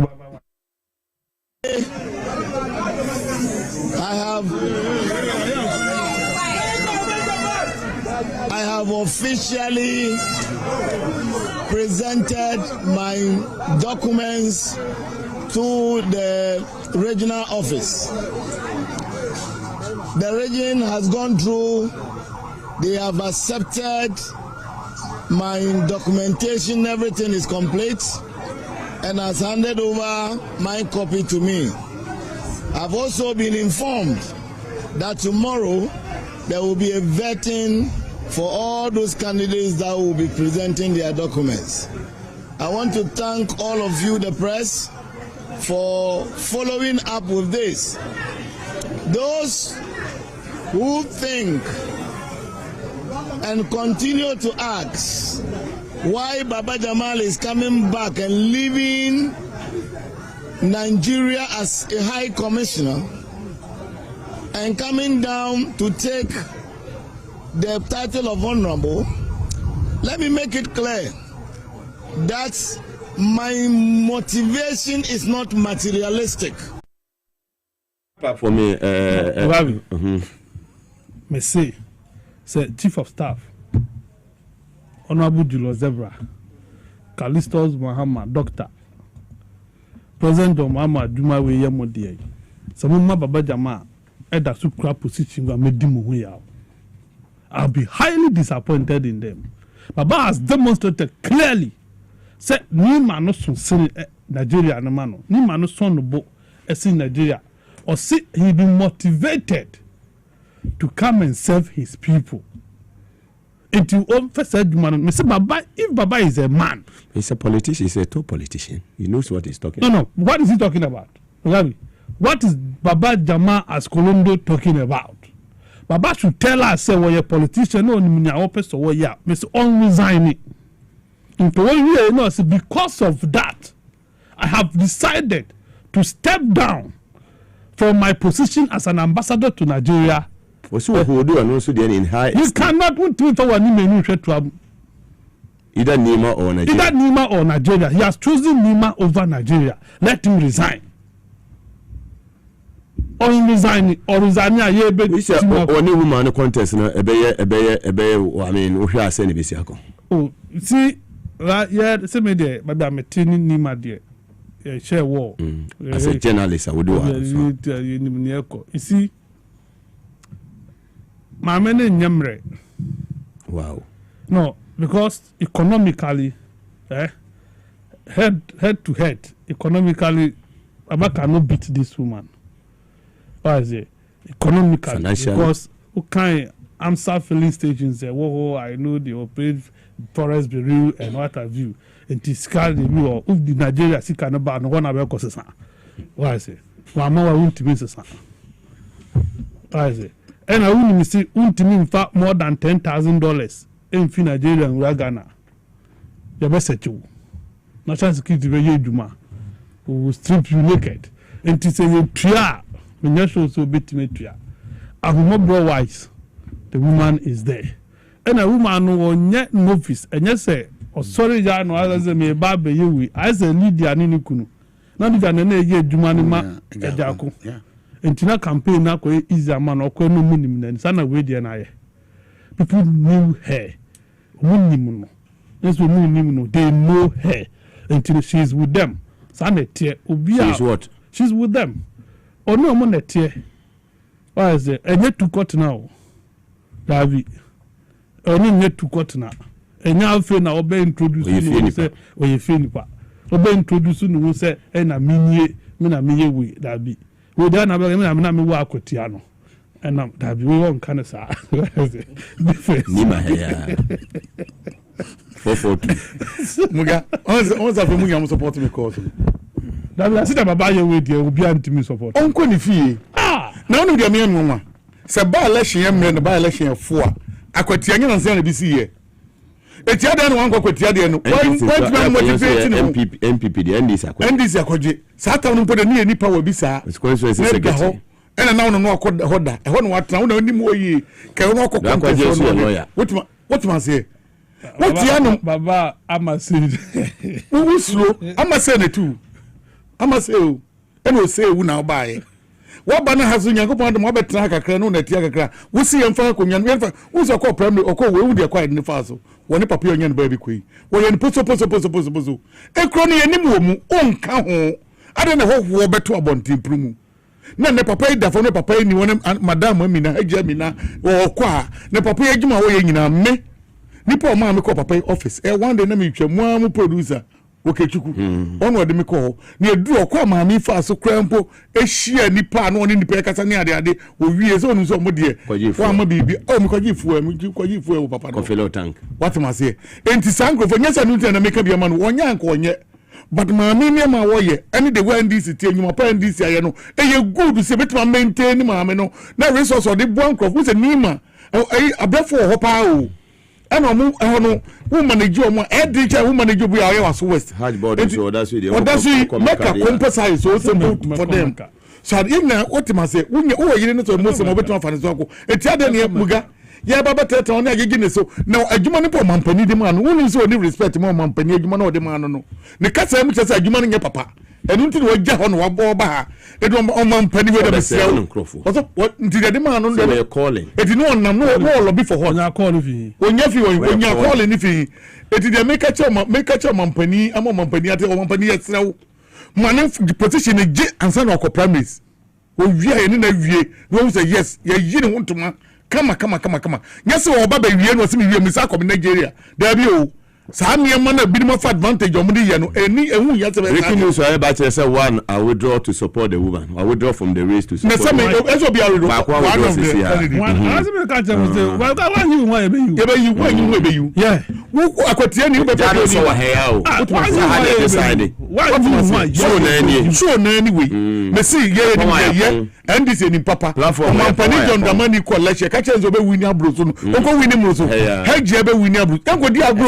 Do the idea de ko ye de ko ye metan ma unko na unko ko bracket ko fa sam reye ne ni makodi ba bi ni kwekodi ye won candidate to be wini Hajamina Adams asa ade ba bi ni ehwe candidate 10 people e de ne ba nsu hu ye de ma me ne ba ye wie ye nko fa baba ne nko bodro ye bro ye nya baba ma cho ye sre no ba le wo to aba ho jama o mo to aba ne ye was west east de no mo nam I remember Kofi Oyo town am ni Kofi anam ti kro mi ni mu ye ayo me crofo why was enye ayo was is ngeni packet wa and the influence be boa na ko yo interview so le benya say woman no request for visual way na technology na way na say office why then na so no we ba ni kro film we muslim we hajja eti on time ma face me ma say afena say hu so mfaso what to say yeah zoom no and come say why then na be means of communication no to me fast and then disqualify they say qualify na ka ba na be ba so ka ba to ne ma so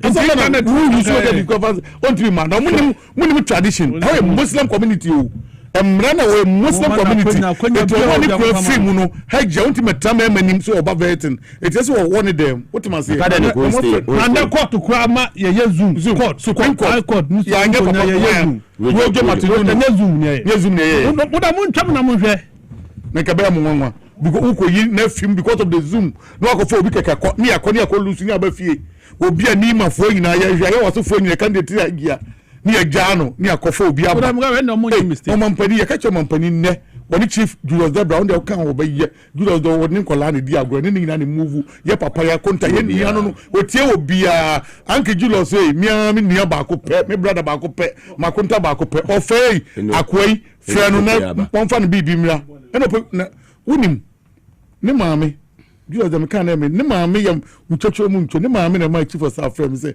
kwadwo ye bo a make sure so 24 hours maame ni film kan me I'm telling you wo wu ye na Julius yi da film maame ni tesa ma ye da ele poku ya wo wu ye na me ho so nya bote na wo me se maame na wu a ma ye oh na me no go via me na me se eno poku ya wu a ko bia gwan ko da ena ma papa yi da film o na me kan ba kai wo se hwe kwadwo kwa no ama na frame fifi ko maame ya me fa currency why o do me do e muntie time me bani o na me nya ba bi money di boni da o nipa ba de why ka maame no be move no enu na enko sa o asembe na ka buga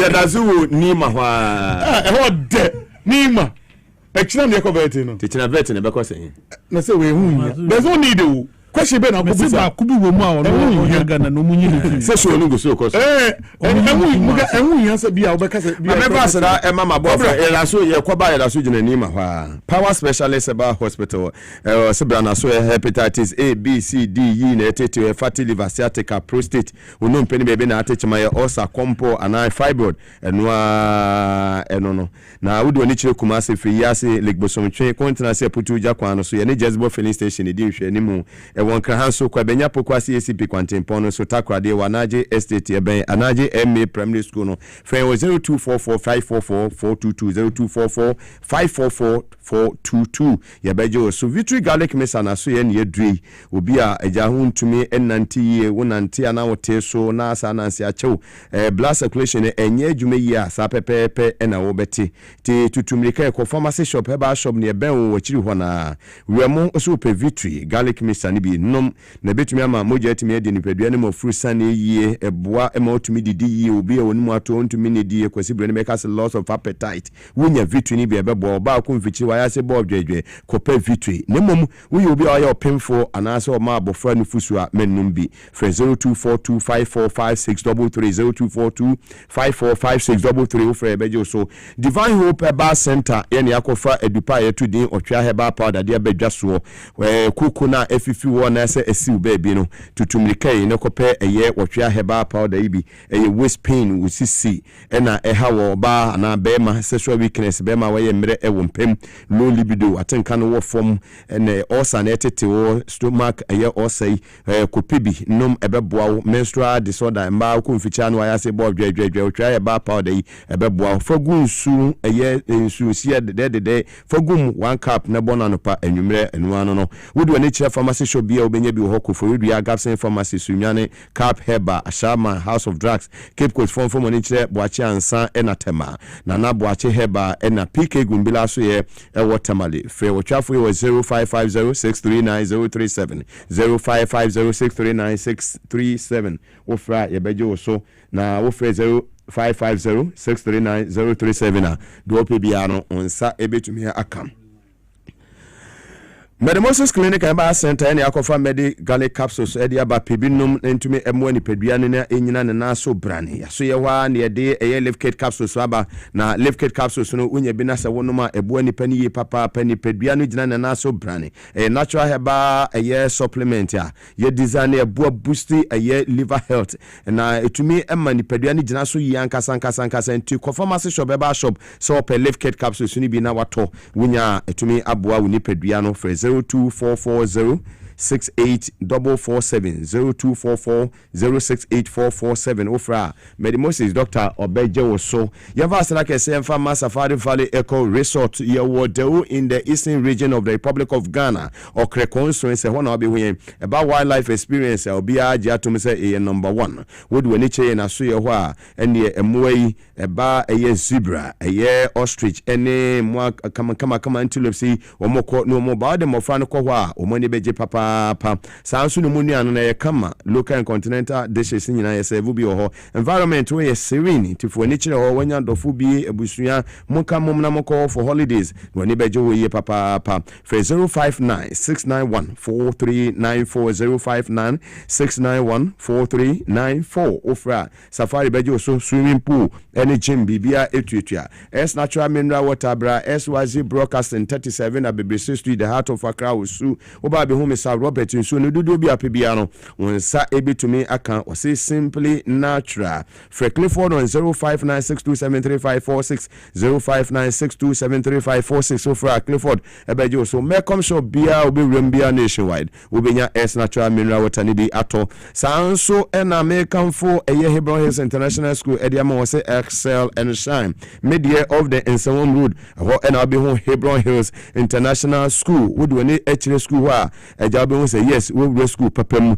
na oba no onya bosome na ekosi mfienum faneko ebeje na manentete yepa sanso ena eye school no wodu ha o learning materials nyina free UK ena aba Montessori tete ye ne de oba no FM from eye mfie baako mienu miensa ena ekosi enum no oba no so awo no foforo no adwuma sem o de ne ba ebeje no na ahwe ne kama ede amount lower and upper primary so no admission gusua ekoso tutumika media of the Nsawam Road ye media Presbyterian Church no obowura ho a school na sine kama owura ho a environment wo eye kama ya betumi aboa wo ba no dache Hebron Hills International School or say excel and shine Jumako nyina da roma nete kira yedi dwumadi yede ebrew ewo TV SYZ and power 97.9 hana Ghana 40 hana Nima 40 ye ka na chese enwa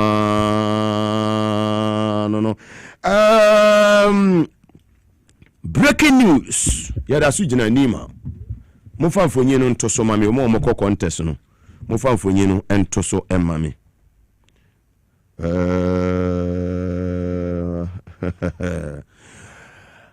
breaking news ya eba echirese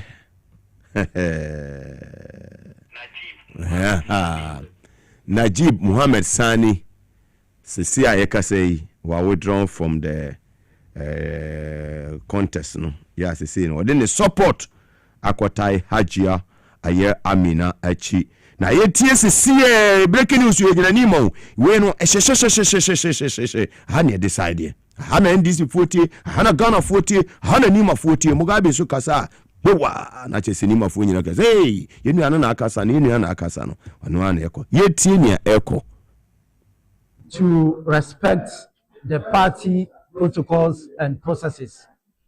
As we are all aware, a couple of days ago, the Nima youth from Salam Daru were here in their numbers to pick the nominations form for me to contest this upcoming primaries for the by-election. Since that gesture of picking the form and couple of interviews that we have granted, the message of the street has really gone wide, and the system has received our message.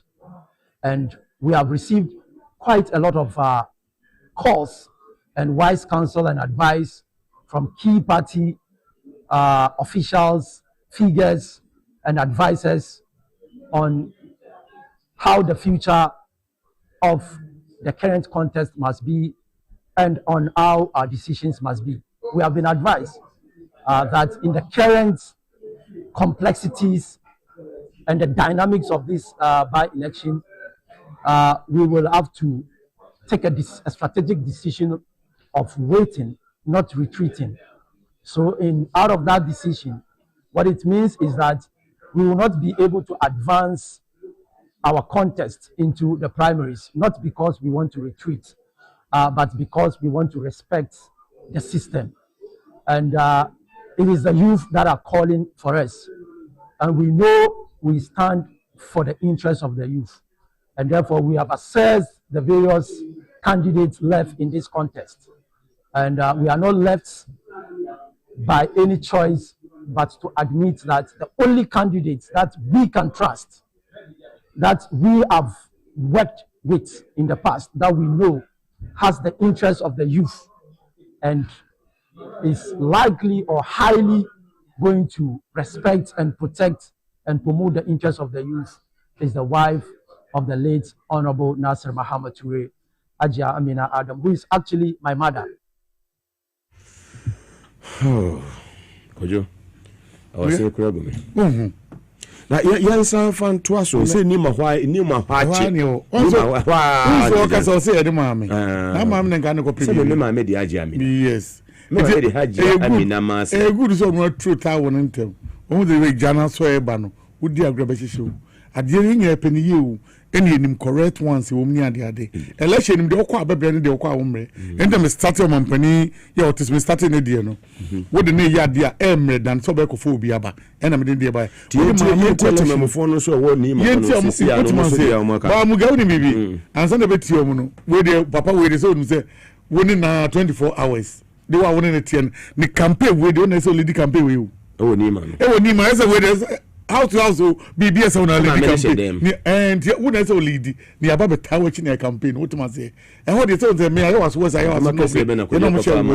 juma we nya den we na so why Ghana dey na tumi ne I was east the we dem sell ye obebe program awia anopane production mun koye ye bano pane sa awia ne sa de show no pasa sinima ye bofi obafie what ma say ye ko ye wia ne ababa simple ni no ma wie wey mama we dey wia ne campaign ye so afo ne tomre candidate ni ukoton ene ukoton difference o mu ko ye temam fo no mo to ma ne ntie o mu tempa oba ohun ni yanku mo ohun ba mo po ohun kola mo po mami nu oyo ba tempa mami nu nikunu ala anachi go pa ni ya oba mu fara shari mu fara inde magajia ayawa su east ce mai zuciya ne kuma mai tausayi ne Ajiya Amina ba ta so ta gan kukan mata ba mata kada ma ba ko youth ka kawo kukan ka wujin ajiya ina zama mata damuwa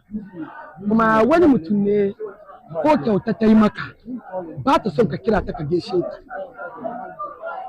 ce sa yau mun ga kamar tun da yau ba mijinta muna son mu kawo ta to ta continue aikin mijinta da ya saura saboda ba mu kawo Ajiya Amina ba wanda za mu kawo shi ne wallahi aikin mijin nan ba yi mun yi wala yanzu da mu kuka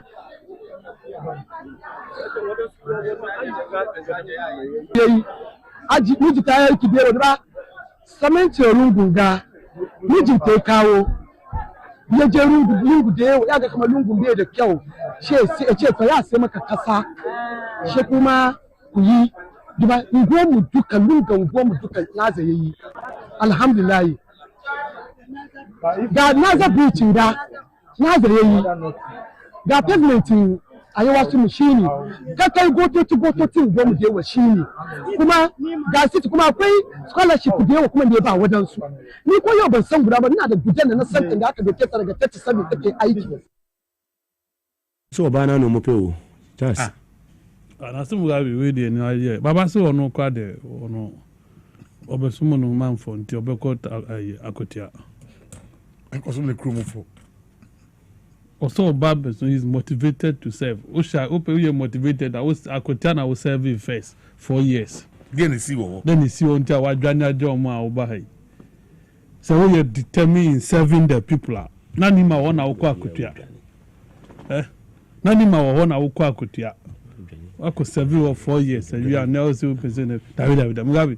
We bibia dadi kwajo kafika we de bejiafa kamfin we bejiafa Mugabe ni bibi sa pa we ye bejino ye ntua ka kwa e be don free asa minyo makati kai wo ye wo akotia emina fon so dia ho fe wo shede we otie na papa zo jani mako makafra ojani mako Mugabe ni bibi wo akotia ena ujani fi ni ma ujani ba ni ma ye nim de sie nyankopon da ro ba election ba akotia went when you motivating be and go back and go to ho nyankopon da roman this about power or do akọ Nigeria as ambassador in your position kitu Nigeria there wo ho no man yema wo state no so any make a difference be answer them ye jam wo say dwane sa ba nima no de ko ba bia be dwane ye de nima be manama obo wonu dwane du tamale enti hu ye san be ha mu wonu dwane mama mu fa bibia ama no onko ne ba bi make a point as to say a delegate na be koto aba me no mi nyina dia na ya me na make answer me sere wo mu ani dia no obu mo delegate munim papa mu die munim de wa tie na adwuma ya bo ani sini dia nto ade fo ma enya be ka